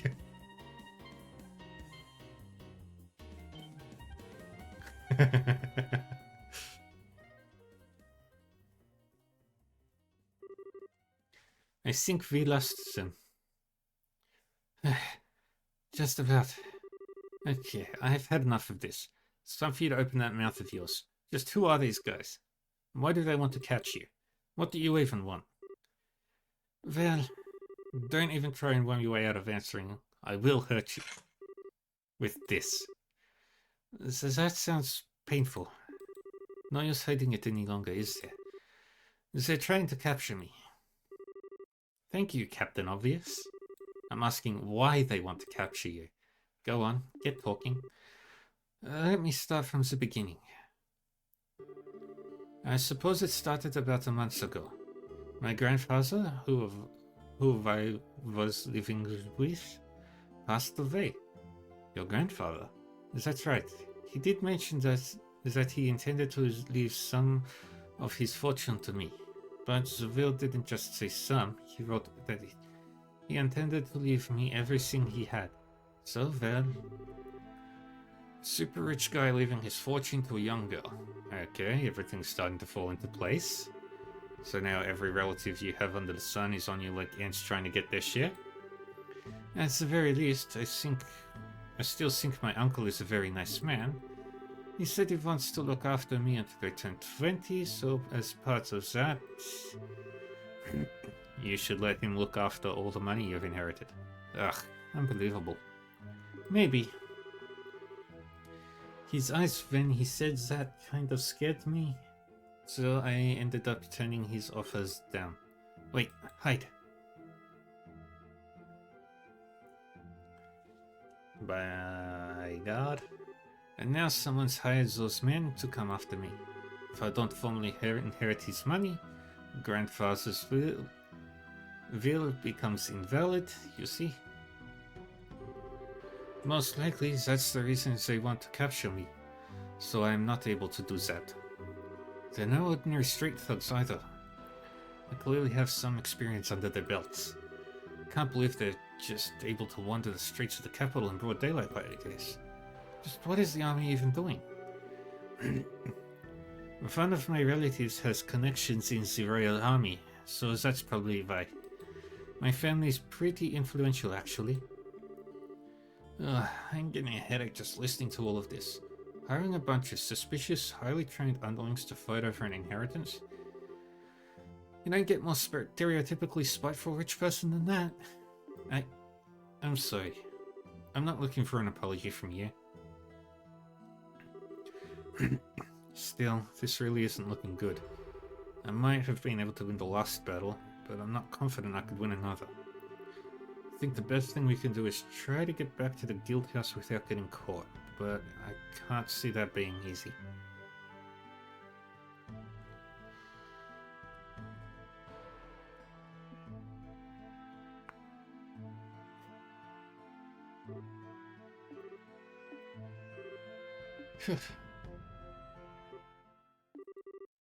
Can't think of it. I forgot to feed the birds. Feed the birds?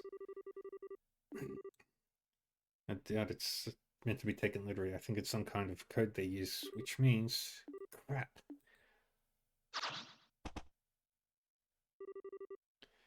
Sorry, this way's a dead end.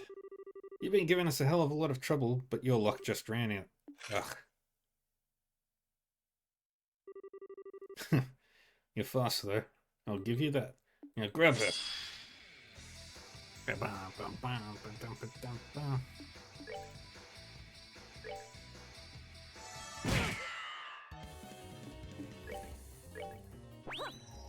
Heal yourself.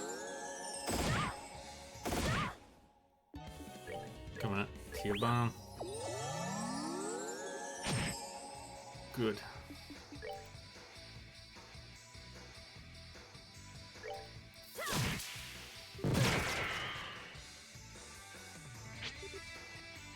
Huh? Your bomb again.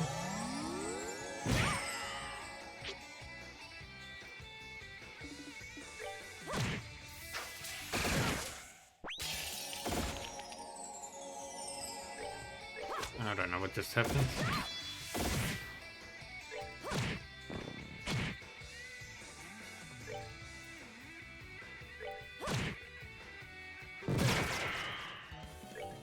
There we go.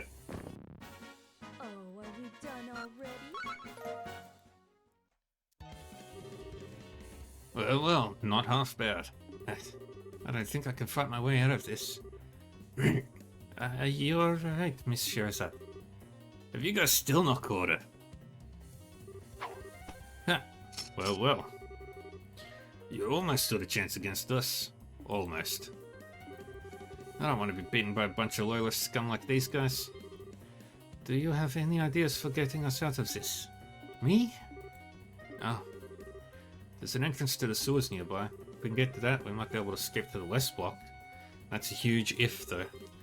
Alright, let's go with that. Close your eyes for a second. What are you... 1, 2... Whoa, what are you... 3...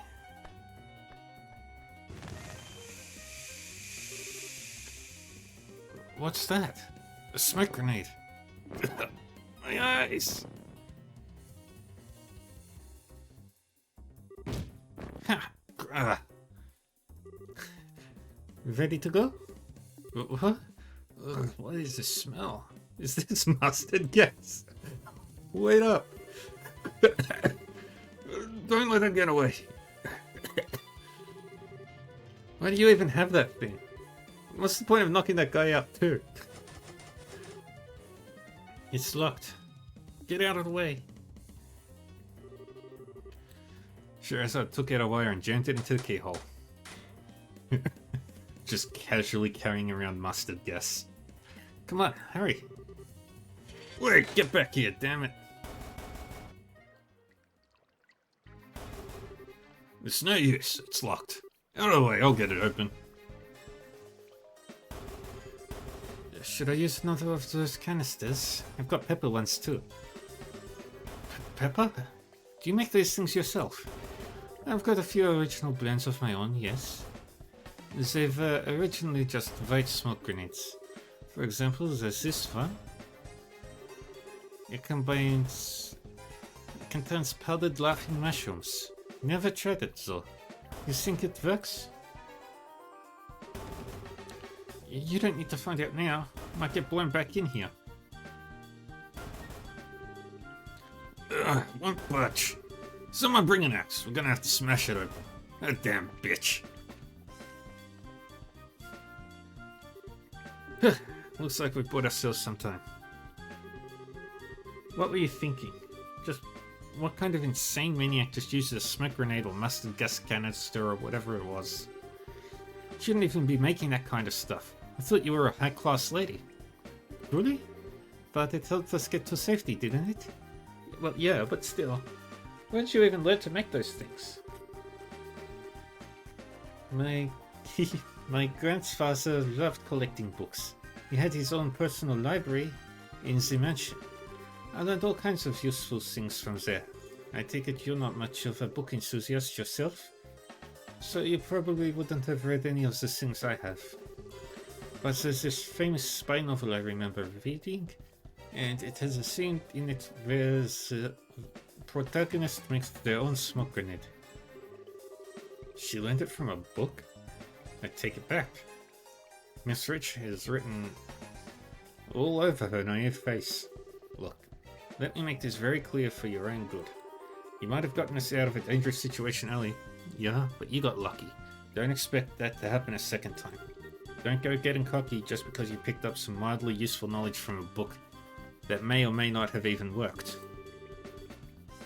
I don't want to see you doing anything like that again. Are we clear? Yes, of course. That's all. Let's get going. Being in sewers like this always brings back unpleasant memories. Feels like my instincts are coming right back though.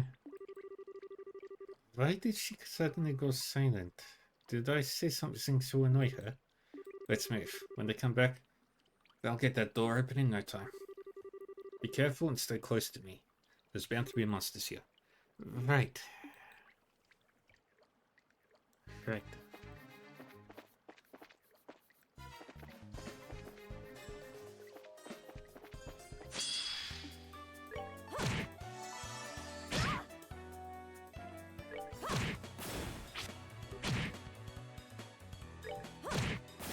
Good. Are we done already? Good, good, good.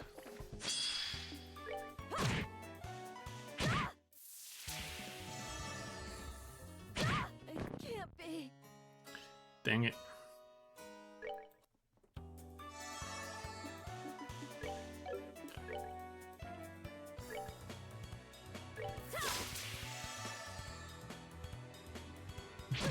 It can't be.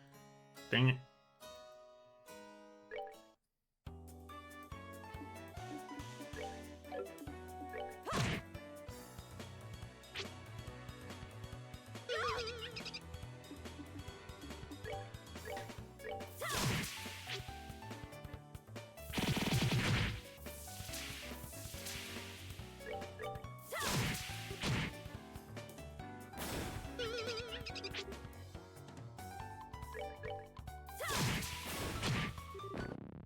Ah, dang it.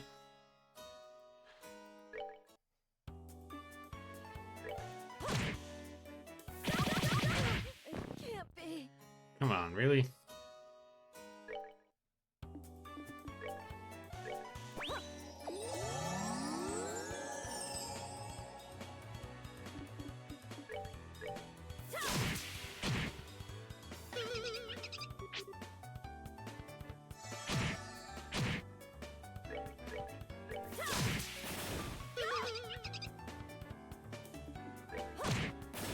Really? Seems you came up short. And she gets her S break finally.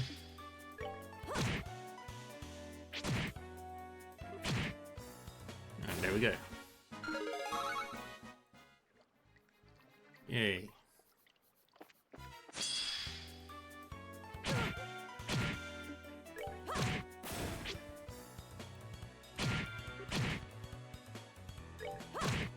Oh, are we done Here we go. already?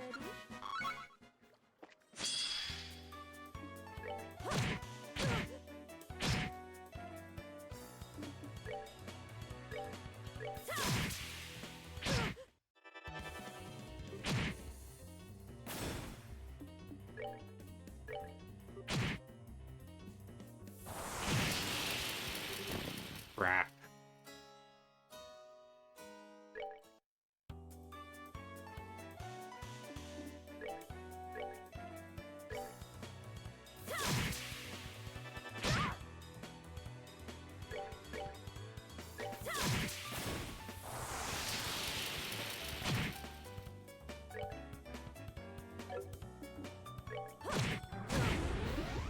Seems you came up.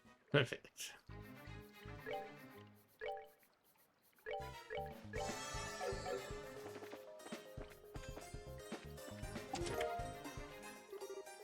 It's empty now, but when I was younger, adventurers couldn't keep their hands off me.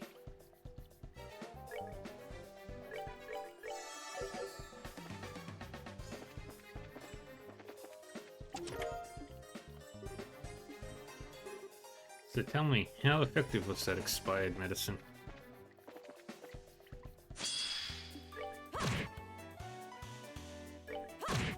Oh, are we done Very good. already?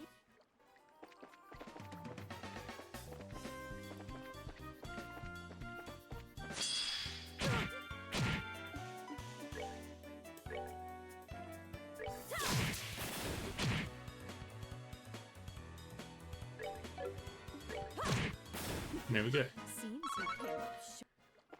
Success.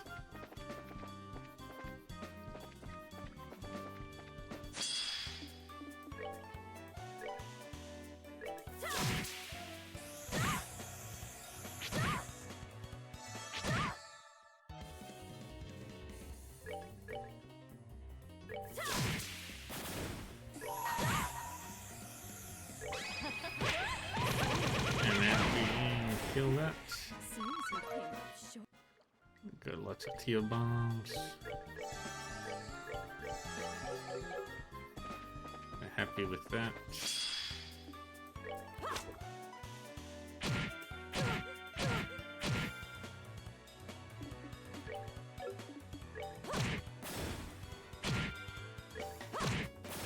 Very nice. Seems you came up short.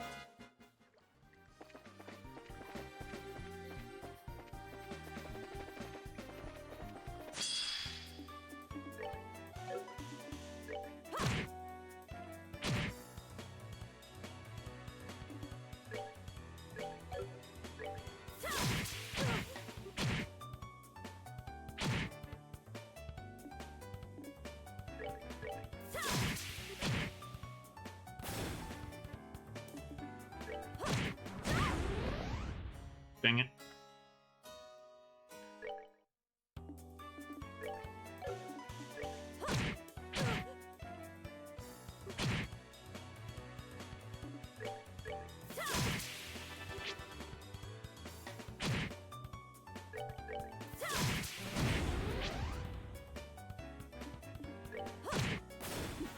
Seems There we you go. came up short.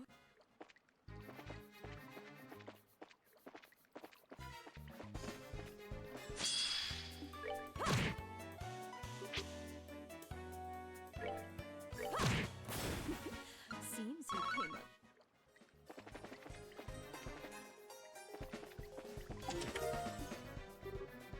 Awesome. Let's chest bump.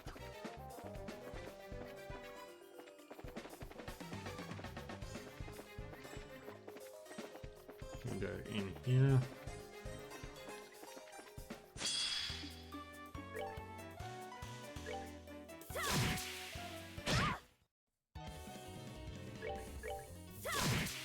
Oh, are we Very done good. already? Almost leveled up.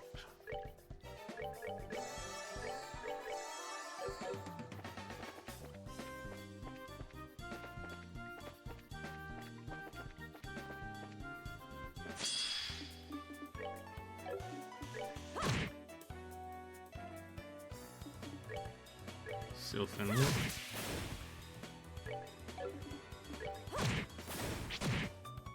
Very nice.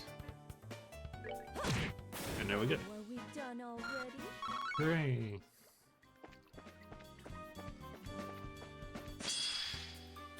Ah, shit.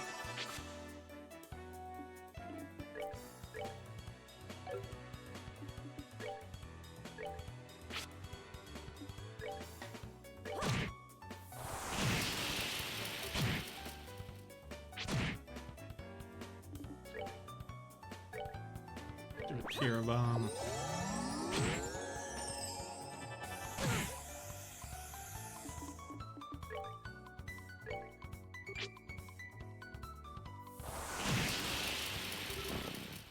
Dang it.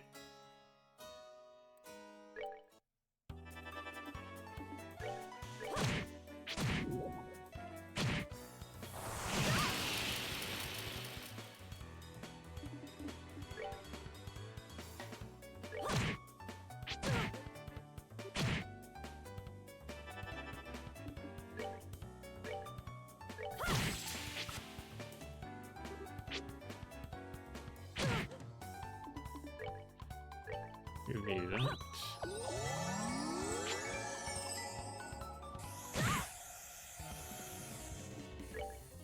And then we do that.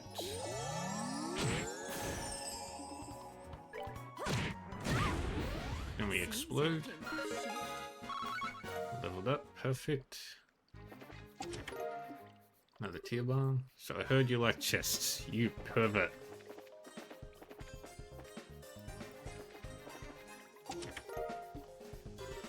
Do you take joy in yanking others out of the insides?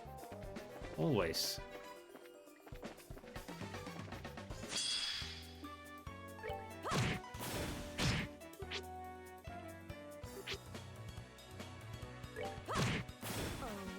Very good.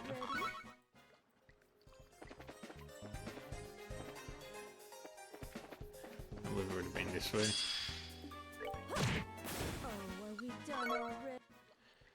So we gotta go down.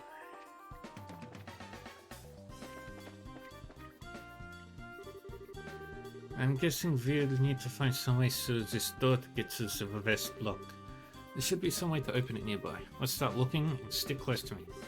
Oh my, that's kind of romantic, don't you think? In what way is anything in this situation romantic?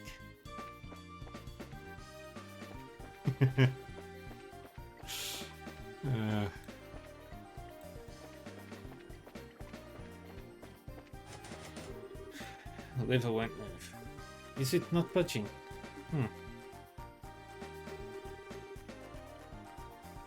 Stay quiet for a moment. I'll handle this.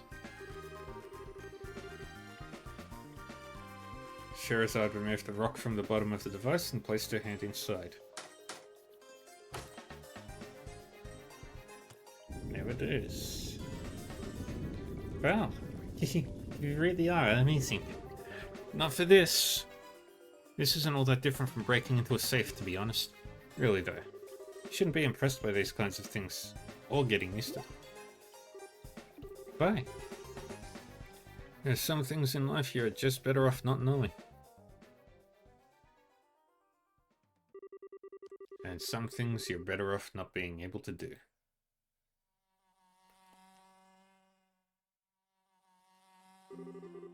The entire town smelled like a rotting open drain and was reviled even for a slum. The people who ended up there were largely those who couldn't be accommodated in a prison, those who had been driven out of the cities, or children who had been abandoned there like yesterday's garbage. I did whatever I had to do. I did whatever I had to in order to survive, and live to see another day. Picking pockets at every opportunity was a habit I picked up from a very young age. Anything that caught my eye, I took. But even then, I didn't end up with enough to live on. There were always men there who made their living by taking from people like me. The surest way to make money was stealing from the safes of the rich when they were out of their mansions. The residential area was full of wealthy people on the other side of the river. Accessible through an underground sewer, was a perfect target for this. Every time I felt hungry, I sneaked inside one of the mansions, made use of the skills I felt like I'd known since the day I was born. The most important thing to remember when doing this was to not take everything in one go. Instead, the key was to take only a small amount each time, enough to get by, but not enough for the mansion's owner to notice anything was gone. With a simple piece of wire, I had access to enough merit to live for a couple of more weeks. Before I knew it, I was doing it every day, building up a stockpile of money instead of simply taking what I needed in the short term. And boy, I paid the price for it. I had it all taken from me by the men of the slums and ended up being kicked and stomped on until I coughed up blood. Everyone did what they did. Or they said they did as much anyway. So they could keep on living on.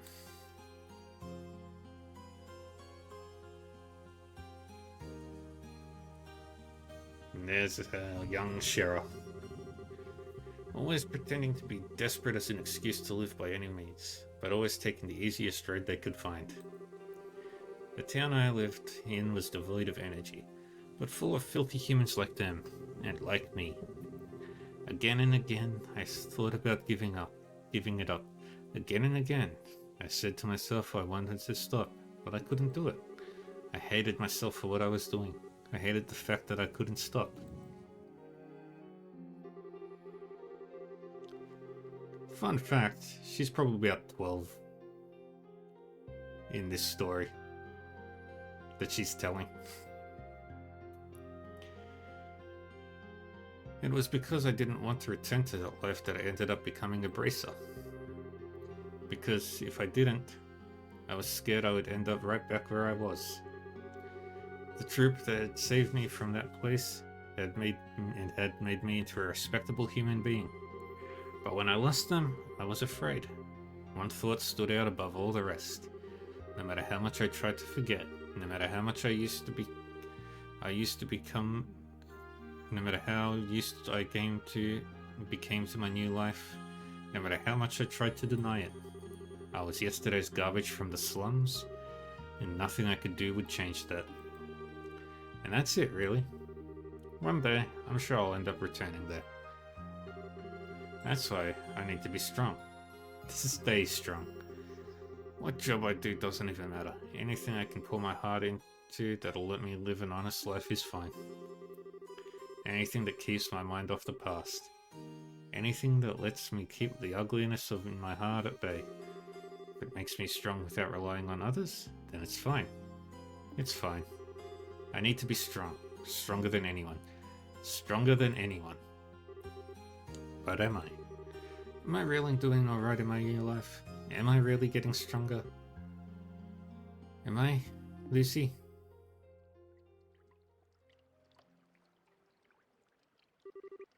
Miss Sherazade? Are you alright? You're looking very gloomy all of a sudden. It's nothing. I'm fine. As soon as I finish this job, Gert will give me the last recommendation I need. I can finally become a real bracer. Then no one will be able to tell me I'm not strong. I won't let them. I will be strong. Anyway, we're leaving. Wait a second. Miss Sherazade. As soon as I finish this job.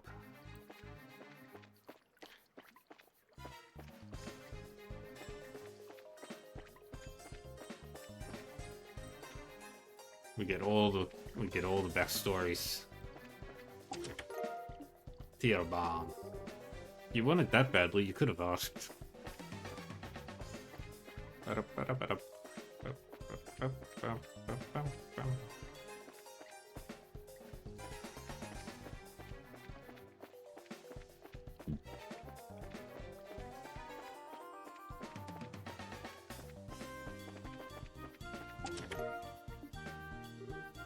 Sorry, but the legendary item drop is in another chest. That's funny.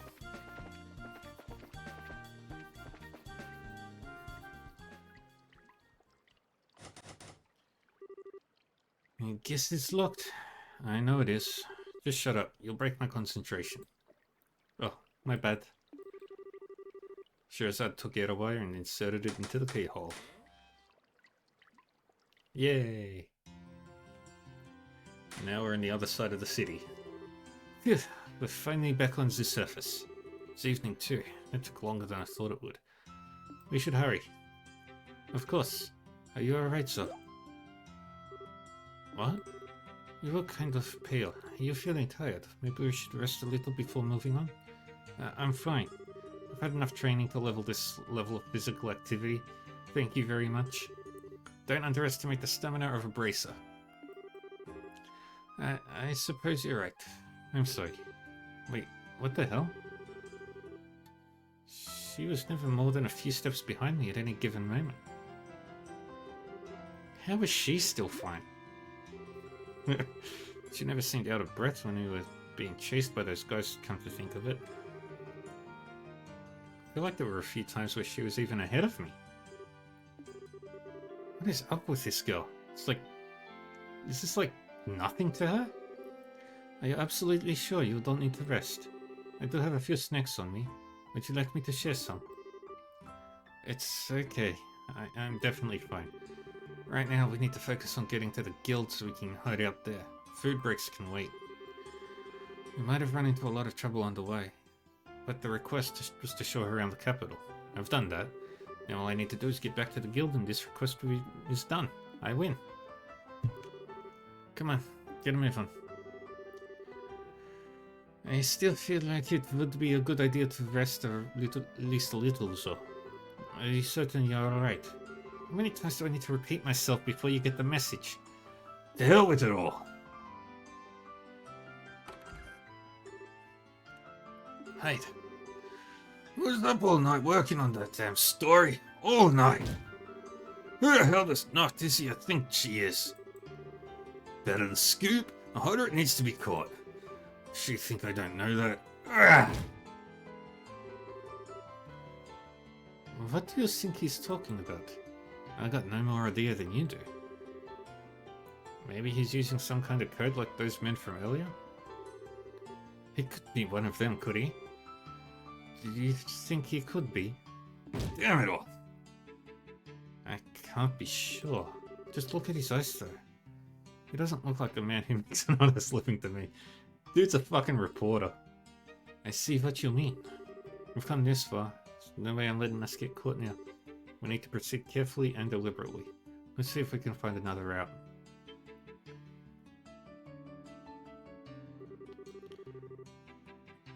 If I remember correctly, that house over there is empty. This way, follow me.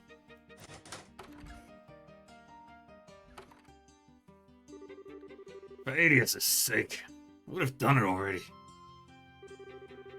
You two patrol the area at the bottom of the stairs. I'll take the top. Understood. What's Nildo? I guess I'm gonna have to call on Raymond again. Wait, he works at the villa now, doesn't he? Just my luck, that's ages away. I swear this job is bad for my blood pressure. I need some nicotine in me.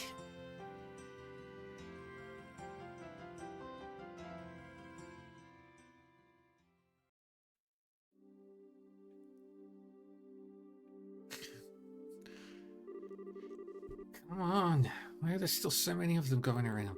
How can we get to the guild like this? I think we're gonna have to spend the rest of the night here, unfortunately. We might need to come to that. I think I can find a good opening. If I can find a good opening, we can force our way through. It's just a case of finding one. I don't think that's a good idea. We need to be careful and rest while we can. As logical as that sounds, I'm not buying it's a real reason. Get a grip, Shara. Can't let my emotions get the better of me. There's no guarantee we're even safe here, you know? Still think it's the safest option in the long run is to get to the guild, no matter where we have to go. No matter what we have to do to get there.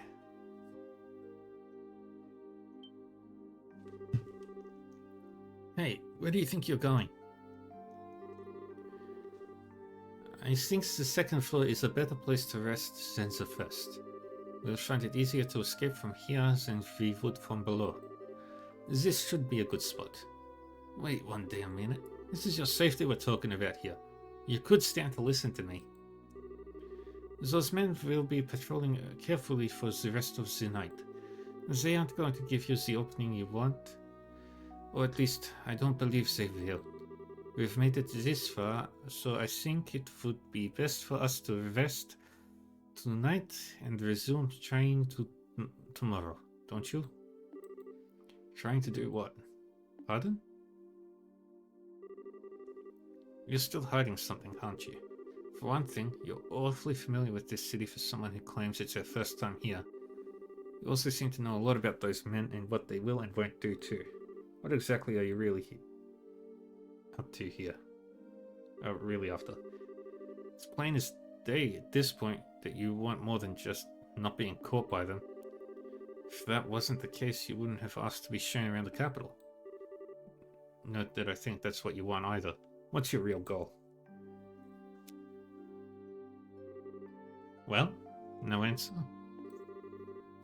Work here we do is based around trust. We can't accept requests from people who won't tell us what they're up to, Or who knows what kind of crimes we could be abetting.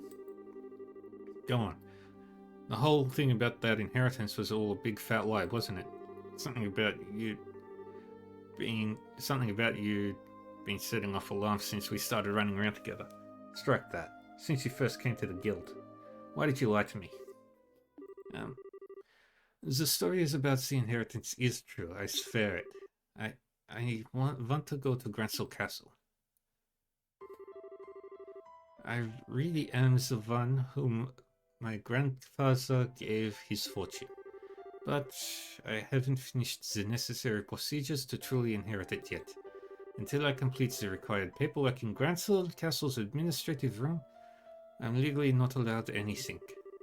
And that is why there are so many of those men in black around that area. All of my relatives know exactly what I need to do, you see. So they're trying to make sure that I can't do it. Still, if I don't keep trying to move forward, what a mess. Well, okay, for argument's sake, let's assume that I believe all of what you just said. Why am I only hearing about it now? Well, that is... You thought I'd want in on that money, didn't you?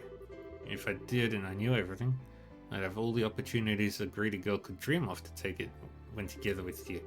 That's what you thought I'd do, isn't it? I'd play along and then steal it all for myself the second a chance presented itself. Do I look like that much of a scumbag to you? No, you don't.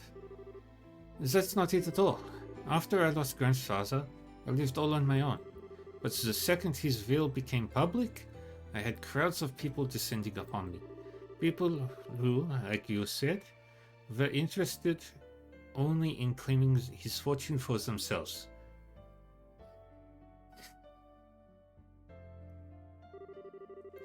They all started to live in mine and my grandfather's house, and before I knew it, my once peaceful life was shattered. One day someone would push me down the stairs, another I'd taste something funny in my food. These kinds of things began happening on a regular basis.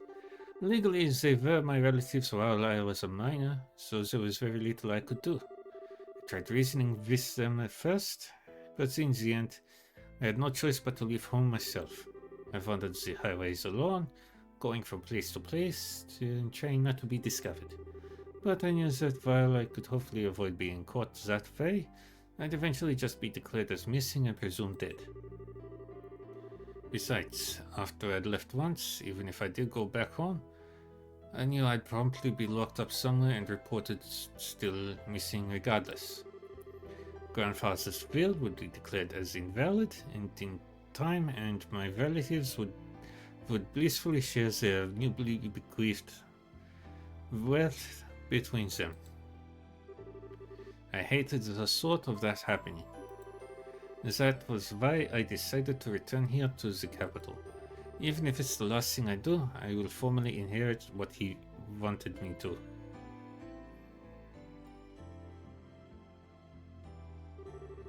That was why I decided to try and get an escort from someone I could trust.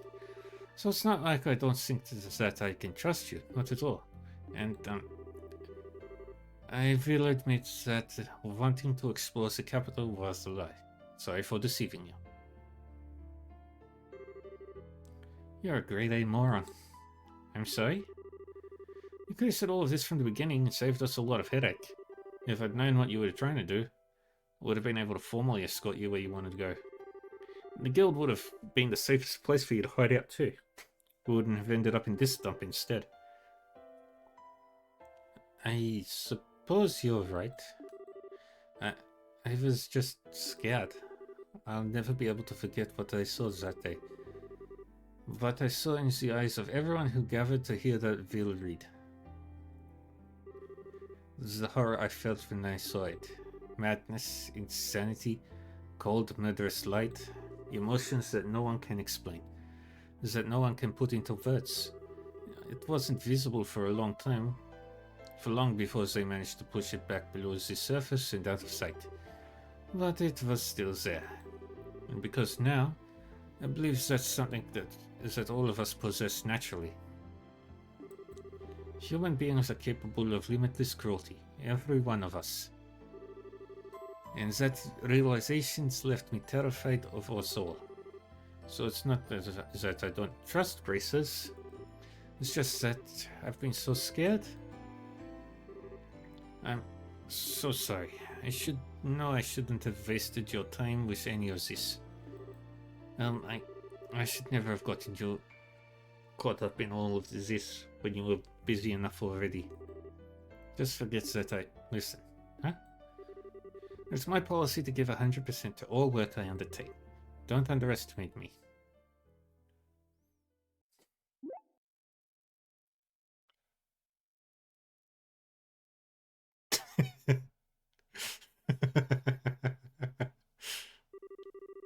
I'm the one who should be apologizing to you. I've wanted to be strong and live my life, and to live with my head held high. I still believe I was right to feel that way, and yes, I've lived my hardest until now. But you've made me notice there's something wrong with my attitude. I'm not going about it the right way. And it's made me realize anew that I want to be able to keep living with pride in my every step. So no more saying sorry, okay? I want to see this job through to the very end.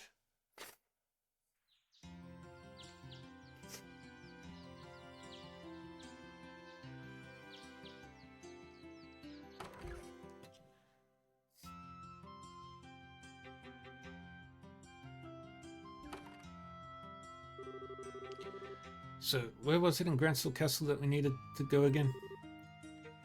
The administrative room. The deadline for submitting the paperwork is noon. Noon? Noon today? That barely leaves us any time at all. Why are you only telling me this now? It has to be filed within a month of the deceased passing away. That's the law here in Liberl, apparently. Alright, I was never much good at this legal stuff. I bet Kurt knows it all by heart, though. He did seem like the type who might. Let's get going. We don't have any time to waste. As long as we do what as we discussed earlier, we should be able to handle this. We're getting inside the castle, and they're not going to stop us. Miss Sherazad, I really am glad that you were the one who undertook my request.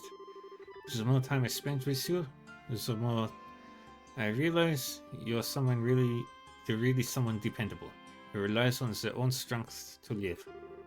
You're blowing my merits out of proportion, I think. Also, can we stop with the Miss Sherazad now? The way you say it just makes my name sound ridiculously long. Does it?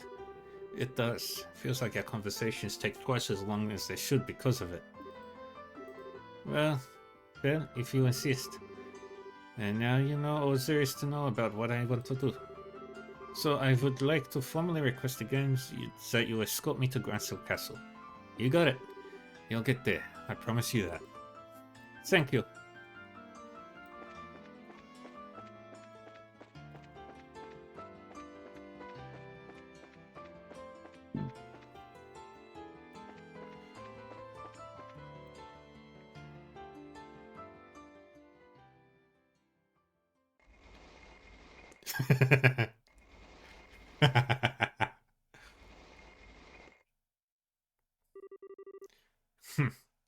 I knew you'd come eventually. Today's her last chance after all.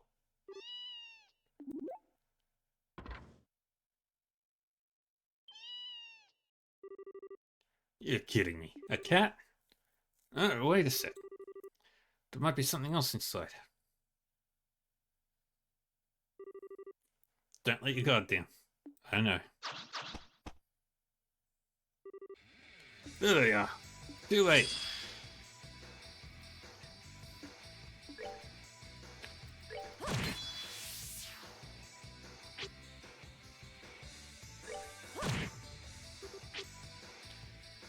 Okay, we got one. And we'll take out this one. Or not.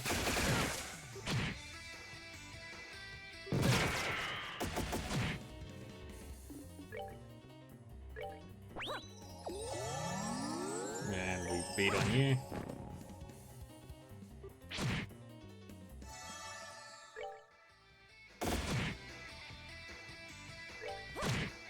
There we go. Are we done already?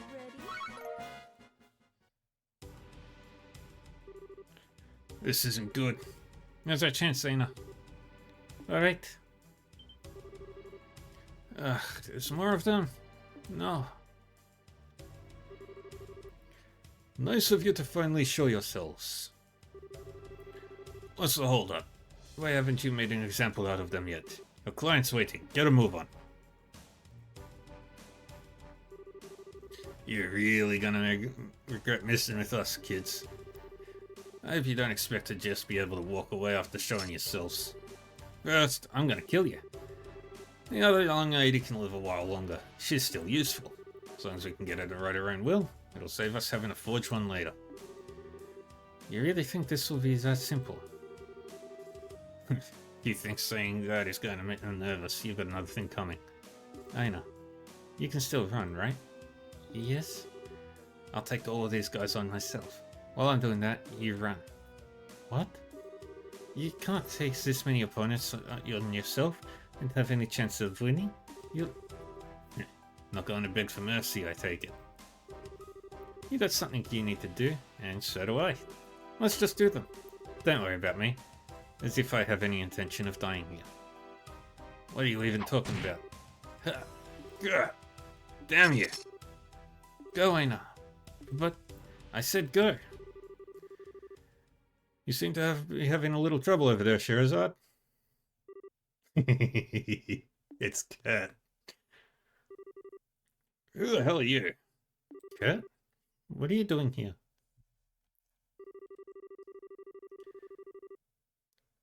Have you forgotten that I'm affiliated with the Grancel branch of the Guild? I see nothing odd about my presence here. Well, I know, but I'm happy to see that you seem to have realized exactly what it is that you must do. But I can't say I'm as pleased about how willing you appear to be to throw away your life without first exploring other options. I'm sorry. I can't entirely fault your decision from the perspective of a bracer, but I would like you to give a little more attention to your surroundings. I'm well aware that you seem staunchly opposed to relying on others, but take a good look at the situation you're currently in, and tell me exactly what it is that you really should be doing. Okay. Can you take care of things here for me? Certainly. Go!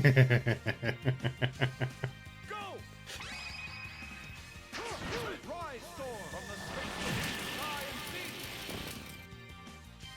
sea! Now, Aina. Right.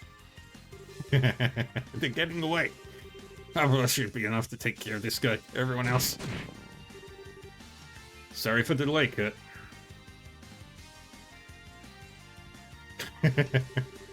Not at all. I've largely taken care of them as it is. You sure do work fast.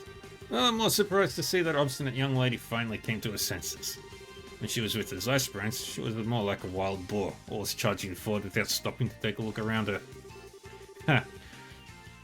I've always known she has what it takes to be an excellent bracer. She merely lost sight of something important and needed to be put back on track.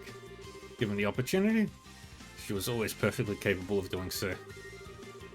She'll be able to get much stronger than she is now that she's righted herself. I'm sure of that. Ah, to be young again. Quit acting like we're not even here.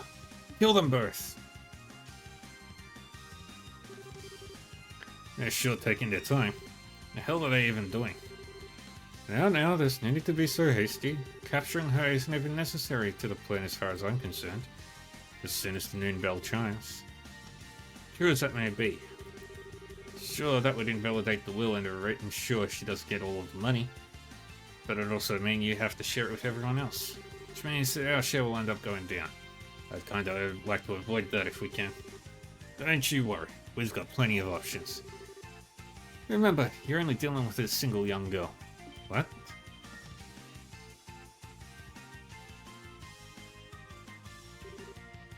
Uncle?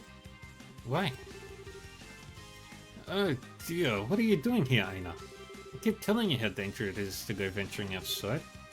And alone at that. You blind old man? She isn't here alone.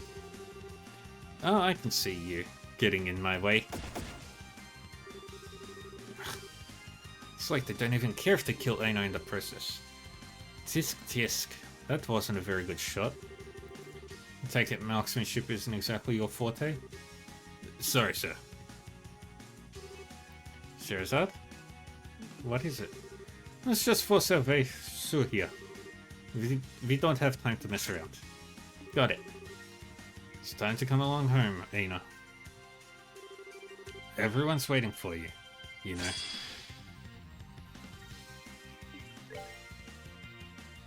Let's take out the leader.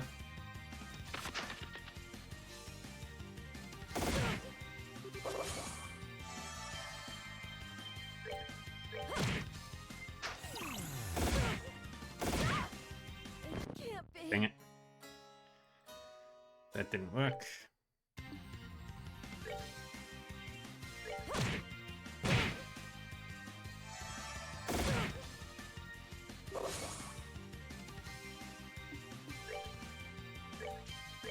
Tear bomb.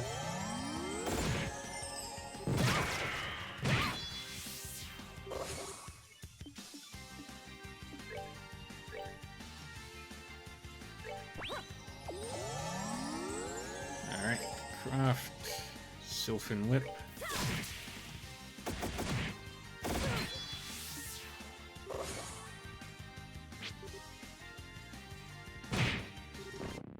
Dang it.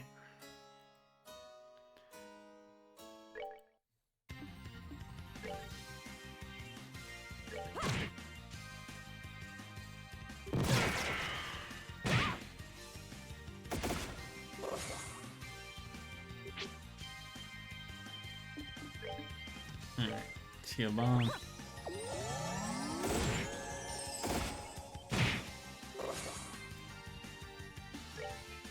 Then we tear bomb Aina as well.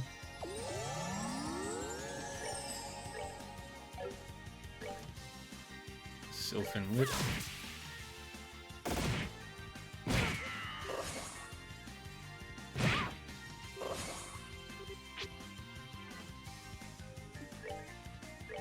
Another tear bomb.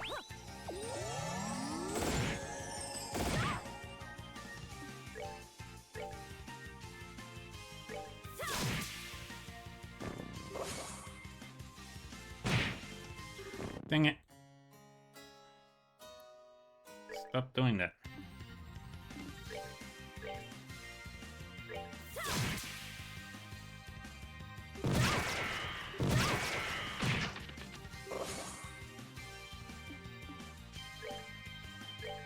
Let's do this around powder.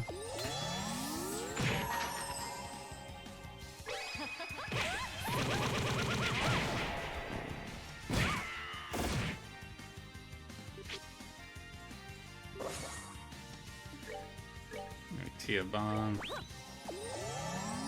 Yeah.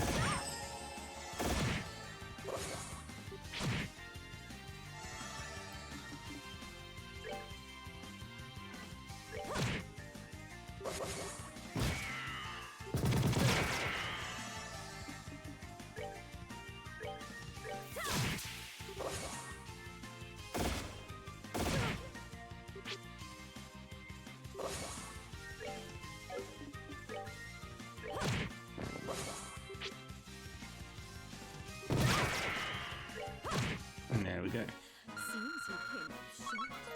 Yay. What is the meaning of this? I paid good mirror to hire them, and this is the quality service I receive? This has to be a breach of contract, surely. This isn't acceptable at all. I can barely bring myself to watch.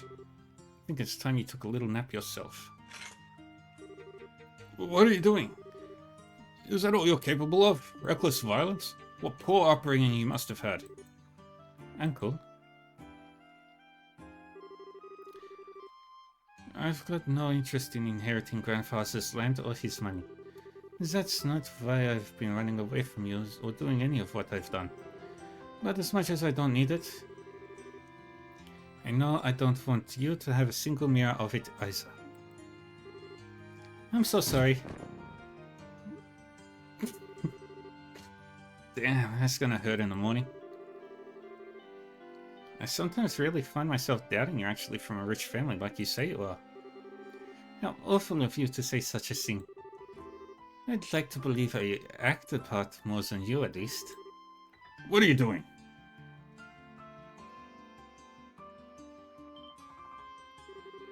What in Adios' name happened out here? You there, throw down your weapon at once. I'm from the Bracer Guild. What? The guild? Scheherazade showed the soldiers her junior bracer badge. So you are... Still, what's a bracer doing here? Her Majesty may recognize the guild, but that doesn't make it alright for you to cause commotion right outside the castle. I had reason to believe these people were responsible for numerous criminal acts within the capital. I knocked them out for the sake of peace and order in Grancel and the safety of its people. So, could you do me a favor and arrest them? I haven't covered that part yet. Well, very well. Ordinarily, we'd be taking you away with us as well, but I'll let you off this time. You know what to do. Right. Still, while you may have gotten away without punishment this time, don't expect to be so lucky next time you try to overreach your authority. Protecting the capital is our job. And we'll show no mercy to anyone who causes trouble, bracer or otherwise.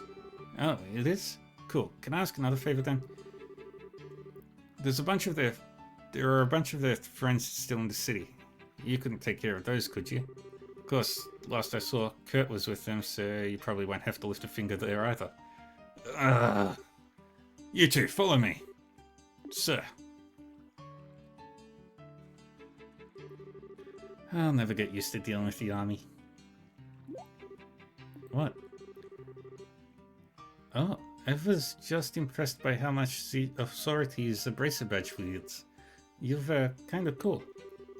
That was the first time I've tried using my badge like that, I'll have you know. But never mind my badge now. We're running out of time. We need to hurry. Right.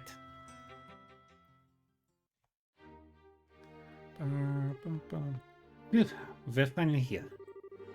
Can't believe a girl like you could actually keep up with me running full throttle. Anyway, get that paperwork done quickly. I'll be watching from here. Okay, I'll be as quick as I can then.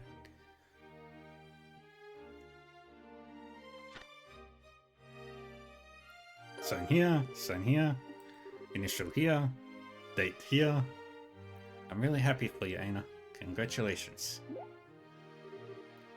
Scheherazade, looks like I need a witness to sign this. A witness? You wouldn't be willing, would you? Sure, if you're okay with me doing it. Of course I am, silly. In fact, I've wanted to be you. Then I'd be happy to. I never thought the day would come when I would be called as a witness for something like this. Or that the day would come when I'd be able to proudly say I was a senior bracer. Or that I would be able to feel overwhelmed with pride over something in the first place. The undersigned, Aina Holden, shall hereby inherit the property of Saul John Holden, as outlined in his last will and testament. Witness, Scheherazade Harvey. Thank you, Scheherazade. And they timed it with seconds to spare. It's finally over. That's this request wrapped up, right? Actually, no. There's one more thing I need to do. We're still not done? Could you possibly bring me an application form? And that's how Aina joined the Bracer branch as well, probably. I'd like to make a donation to Her Majesty's Welfare Foundation. Oh. Aina gave up all the money.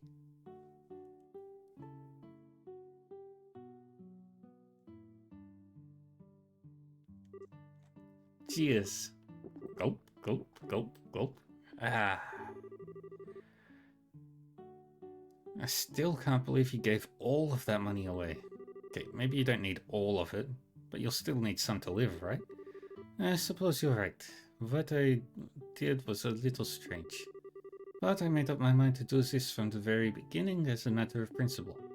When I said I didn't do any of this for the money, I meant it. Still, congratulations on becoming a senior bracer. I'm not sure what the difference between a senior and junior bracer is, but it's clear this is something you really worked for. It means I have a lot more authority, but I've got a lot more responsibility to go with it. It also means I get a nice new badge, but I wasn't ever interested in that personally. Oh, really? Yep. I'm relieved to hear that. Good.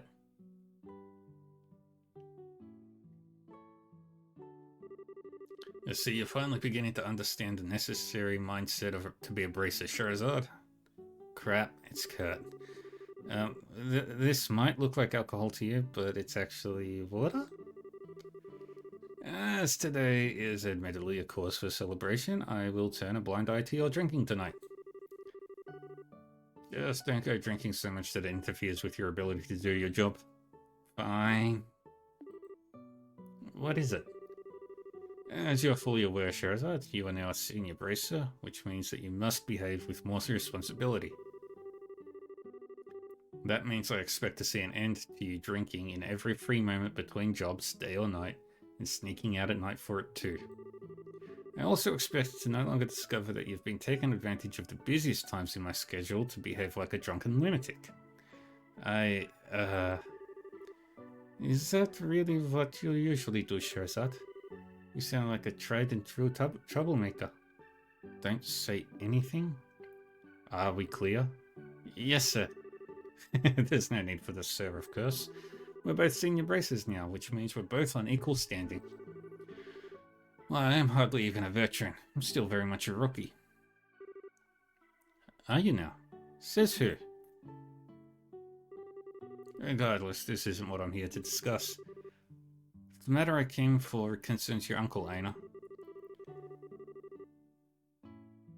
I came to make you aware of the fact that the Bracer Guild is capable of asking for leniency in his punishment. Hiring a Jaeger Corps for personal use carries a very grave punishment, you see. A Jaeger Corps? Are you referring to those men dressed in black? Yes, they're one of the many corps that are known to be active here in Libelle. Recently, there have been many such corps making their way into the country, and they've been successfully in finding work too. Hiring them is of course very illegal, but with the army as slow to act as they currently are, I've taken this chance to take care of them. So we shouldn't see any sign of it. So we shouldn't see any sign in the near future. Take care of them? All of them? No, it makes sense. So it wasn't a coincidence that he showed up when he did. He's been investigating all of the Jaeger Corps in Libelle so he could start an operation to wipe them all out? No wonder he seemed so swamped. The Jaegers in the country have been targeting wealthy individuals in hopes of getting them to sign contracts. There have been countless cases like this all around the country of late, with civilians getting caught up in a worrying frequency. Goodness. I believe the case we're dealing with here was no exception, in that it was the Jaegers who came to your uncle, rather than the other way around. It's hard to feel too much sympathy under these circumstances, but in a sense, your uncle was a victim in all this as well. What? What are you trying to pull? Just because the Jaegers approached him and not the other way around, he's a victim? That he deserves to get off with a slap on the wrist? And Aina's supposed to be okay with that? He tried to kill her. Shara, please calm down. There's no need to shout. I'm sorry, but still. No one's saying he doesn't deserve to be punished for his actions. All I'm saying is that if, and only if, Aina wishes, the guild is able to request leniency in his sentencing. That is all. Ah. He scared me for a minute. They didn't make your decision immediately. Questioning him will take roughly a week as it is, based on what I've heard. You bear no responsibility to even make any choice at all. So please don't feel as though you have to think long and hard about this. Just please be aware that the possibility to forgive him exists. That is all. Alright. Incidentally, should you ever find yourself in need of assistance with anything in the future, the Bracer Guild is always available to aid you. We're certainly not omnipotent or infallible, but we will at least strive to do what we can to aid those who want our help. Thank you. I'm really sorry for not telling you the whole story from the start, too. Please don't be. With the situation you were in, your reluctance is quite understandable. Furthermore, one who is worthy of being a full-fledged bracer should be able to tell roughly what a client wants just from looking at them. They should also not, under any circumstances, try to chase away a potential client in genuine need. Ouch. We've still got a long way to go then, huh? Certainly, but don't we all? Alright, I've said what I came to say, so I'll be excusing myself now. Aw, really? You couldn't stand to join us for one drink. I'm afraid not. I still have my duties as a guild receptionist remaining after all. As for you, Shara, be careful you don't have too much water. Crud, why is he always going to be so serious? Oh, actually, how about you, Aina? Can you handle your liquor? If you can, you should join me for a few drinks. Well, alright then. You sure? Really, really sure? Of course, you've done so much for me. How could I refuse? Joining you for a few drinks is the least I can do. Well then, let's get to boozing. Tonight's gonna be fun. I can't wait to see what a prim and proper girl like her looks like when she's drunk out of her mind. This is going to be awesome. Later that day, Shara was knocked the fuck out from alcohol poisoning. Well, cheers. I'd seen girls just like her on the other side of that river. Silky blonde hair, beautiful blue eyes, smooth skin. The blessed, blissful children on the other side, dressed like royalty and smiling like angels. Seeing them, I asked myself the same question over and over again. Why aren't I on that side? I envied them. I hated them. I both longed to be one of them and rejected their very existence. I knew the answer to my question from the very beginning. I despaired in myself. I always tried to avoid others getting too close, believing that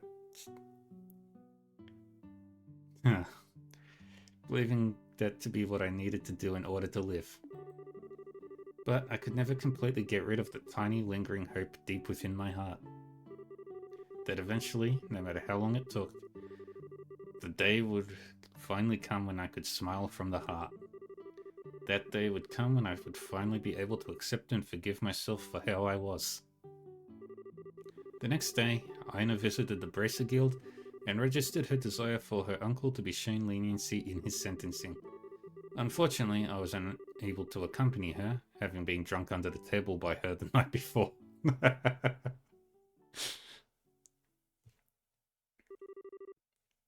Side story, client, finished.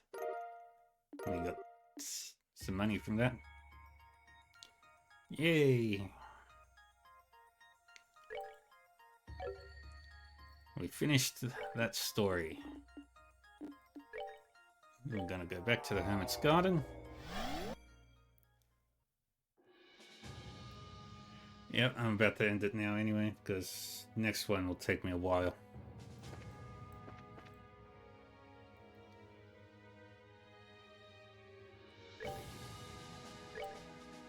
Swap Chloe out for... Shara out for... Julia. Understood.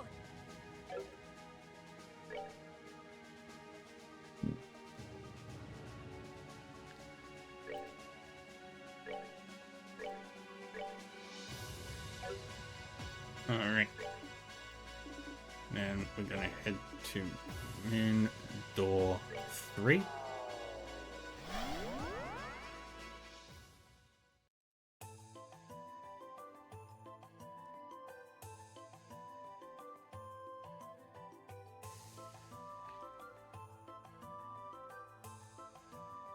Alright.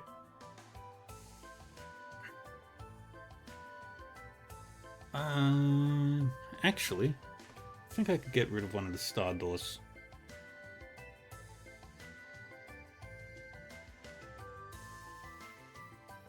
Yeah, I'll do that.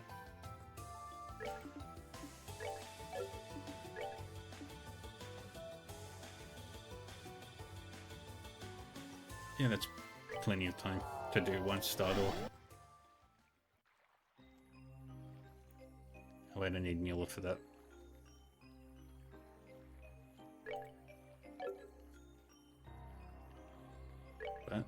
can...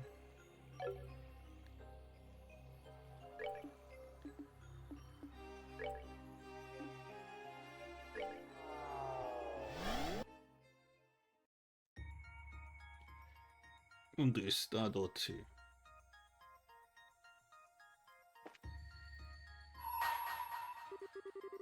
Those who have not proven themselves in battle are not worthy of stepping inside. Should you wish to be deemed worthy, struggle through 100 battles. Only then shall the door open.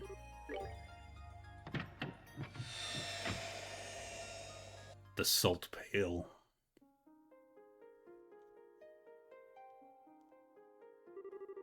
I shall grant to you a memory fragment and my blessing.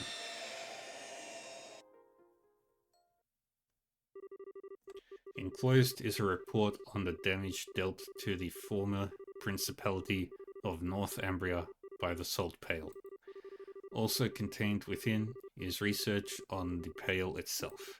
Holy City of Arteria, Congregation for the Sacraments.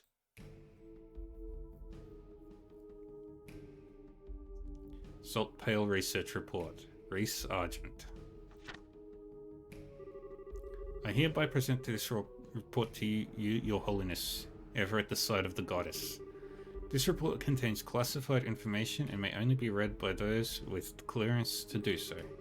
Certain sections of the utmost secrecy have also been blacked out. Progression of events after the Pale's appearance. July 1st, 1178, 5:45 AM. An urgent report came in from Halias Cathedral in the then Principality, now a state of Northumbria in northern Zemuria. It stated that a giant white pillar so tall it appears to kiss the clouds had appeared on the outskirts of the city. Bishop Alexei, the one who sent the report, behaved as if extremely unsettled by what was happening. By urgent order of the committee, 2 Knights of the Grouse Ritter, 8th Dominion, aka the Roaring Lion, and a squire, both of whom were working on another mission in a nearby nation, were dispatched to perform a formal investigation. They hurried to the scene via the 8th Macabre unit. Please note that the Macabres had only recently been put into use at this point. They arrived promptly. At 6:22 AM, this is what they saw. Enclosed is a photograph of the object now known as the Salt Pail. At this point, however, it was far larger than the term pale would suggest. It was more akin to a massive tower that soared hundreds of ards into the air. The 2 knights provided the following observation regarding their situation on their arrival. We were met with a mighty hailstorm blowing in our direction from Haliask, or so it appeared at first, till we eventually realized the storm contained not ice but salt. The object's surface is completely covered with salt, making it impossible to tell what it may actually look like underneath. The surrounding air has become powdered salt and falls to the ground like snow falling on a tundra. The spread of that solidinification process was startlingly rapid, and the affected area spread in the blink of an eye.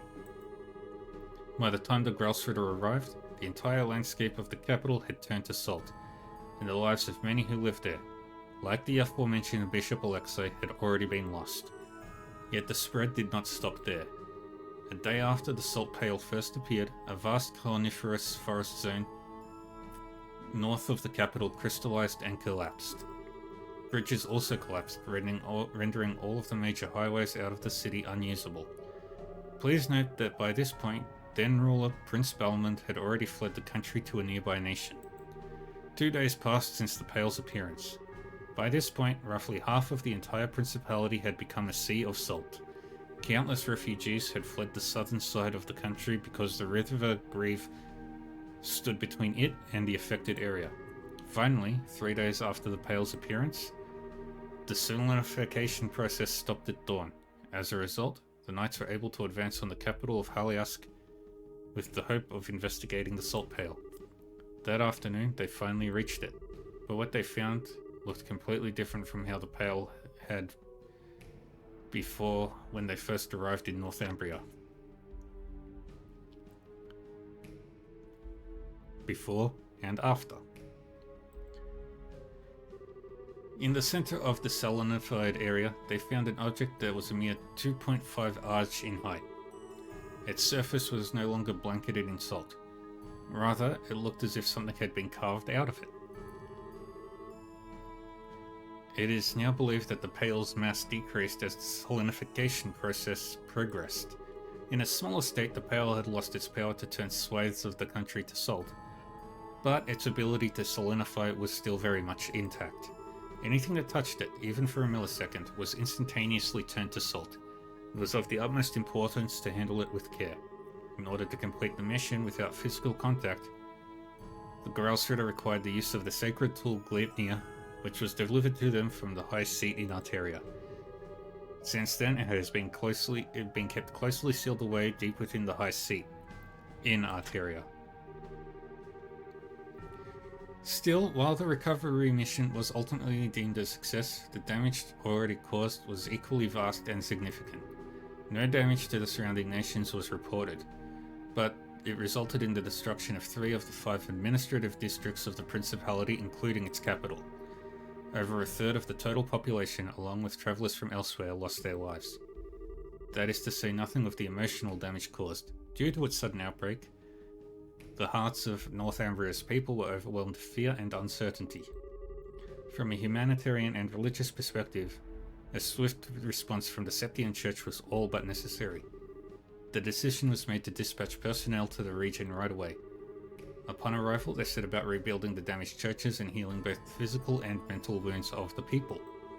Those who were left orphaned in the process were taken to gospel facilities, where they would be cared for until adulthood. The northern region of the country, which had been turned entirely to salt, was placed under the church's control. It has been a restricted area ever since.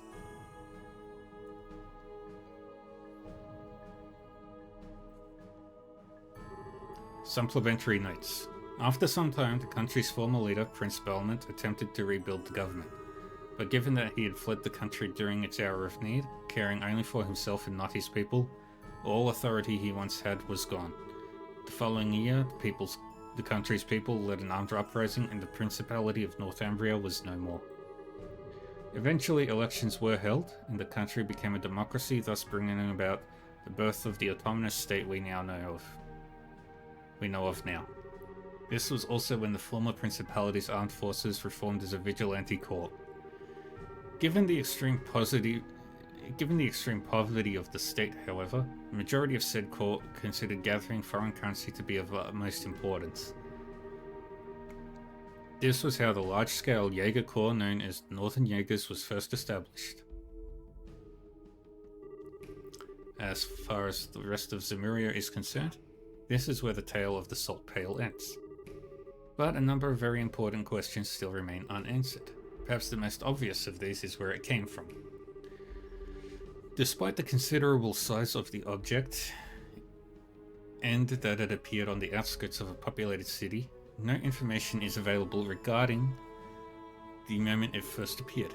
The most popular theory is that its appearance was due to something akin to a spatial translocation, but no hard evidence exists to support this or any other theory. Of more importance, however, is its positioning in the teachings of the Septian Church. The Pale is clearly different in nature to artifacts, and appears to be a more fundamental manifestation of the goddess's powers of creation.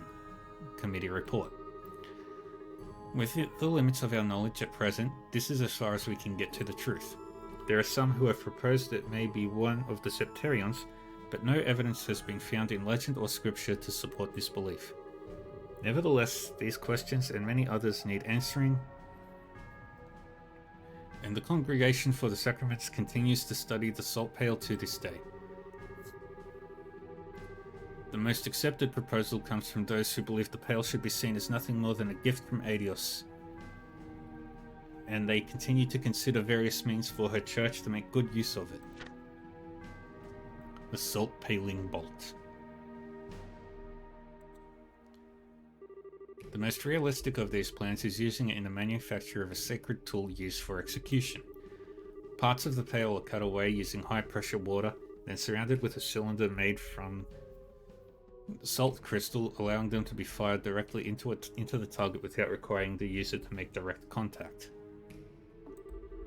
Should the bolt make successful contact with a human target, the whole body would turn to salt, killing them in mere seconds. There are no known means for reversing or stopping the process. This approach does not come without flaws. It seems unwise to be careless with an object we still do not understand the true nature of, for one thing. There are also humanitarian concerns with executing someone in this manner. Still, it does bear mentioning that should there ever be a case where a target needs to be eliminated without fail, this would be the most surefire way to carry it out. It should go without saying that research on it is intended to continue into the future.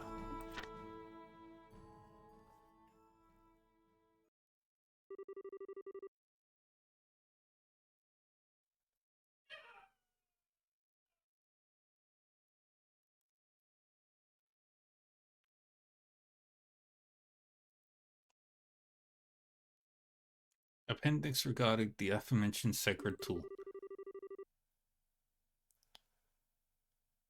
Trial use begins of the sacred tool. Top secret work only.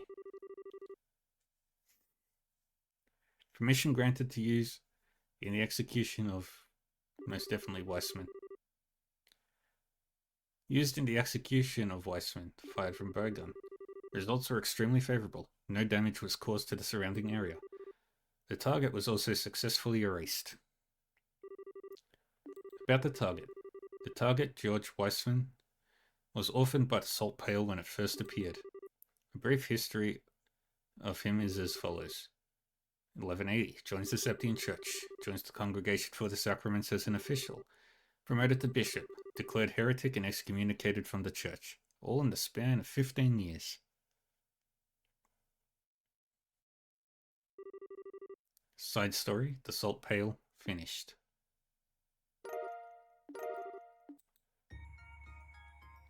Alrighty.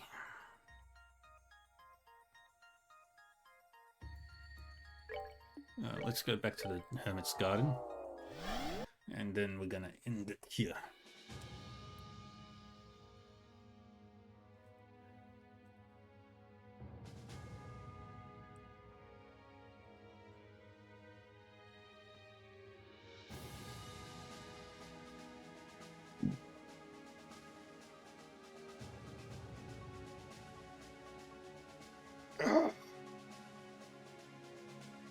Alright.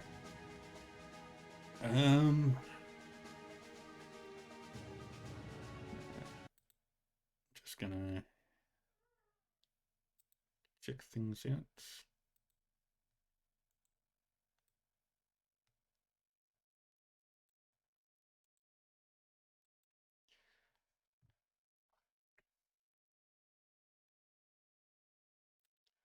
Alrighty, thanks. Thank you everyone for joining me for this segment of Trails in the Sky the Third. I will be on later tonight with Outer Worlds, and I'll be back on tomorrow with some more of this, and we'll be going through Moon Door, I believe it is 3 and maybe 4, and if we're lucky and there's still time, Moon Door 5.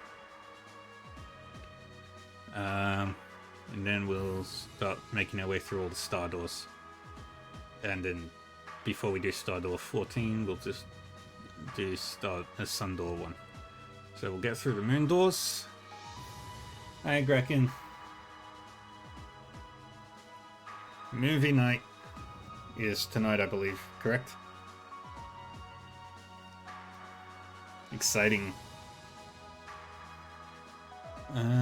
But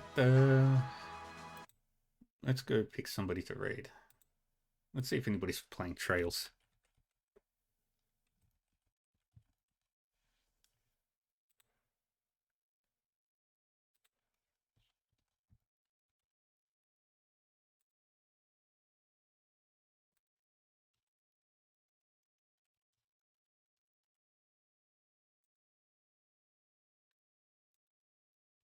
Trails from zero.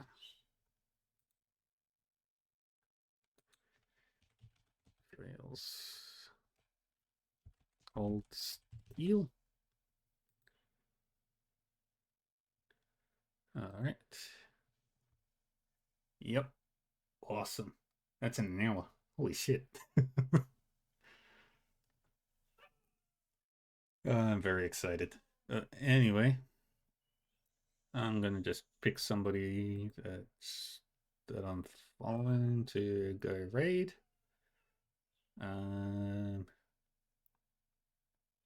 Who's doing some cool stuff? You're playing League of Legends. You're playing Tales of Destiny. You're playing Final Fantasy XIV. You're playing Project Zomboid. You're messing around in VR chat. Let's go with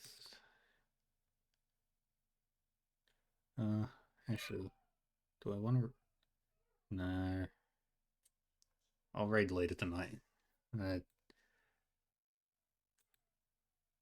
anyway, thank you everyone for joining me. I hope you all enjoyed the few side stories that we did today. And I will be back on later with Outer Worlds. Not sure what I'm going to be doing in that. Maybe some side quests, who knows? Yeah, doing some side quests. And then we'll move on to something else. I don't know what. But I'll be back with this tomorrow, and we'll do some more side stories, because the side stories are quite possibly one of the best parts of this game.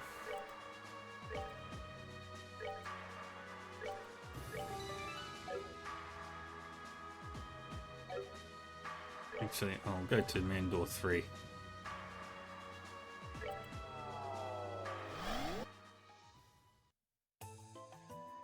And this is where we'll save it.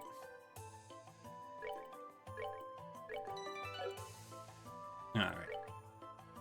Turn to title. Alright. And that will be it from me for now. Gotta check out some trash, and then maybe I'll spend some time in one of the many Discord voice chats, just drawing pictures. But yeah, speaking of, I have a YouTube channel where you can catch the VODs. I have a Discord server. I'm going to be holding a karaoke thing, so people will get to listen to my extreme lack of training in singing. But I think I sound okay, so that's going to be fun. And if you want to know what I'm streaming, you can check out my schedule here. I also have a schedule posted on my Discord server as well. And yeah, thank you everyone for watching. I hope you all enjoyed yourselves. And if I don't get to the Star Doors tomorrow, then they will be done on Saturday. But until then, take care of yourselves, everybody. Stay safe, and I will see you later for Outer Worlds and other games down the line. Bye-bye.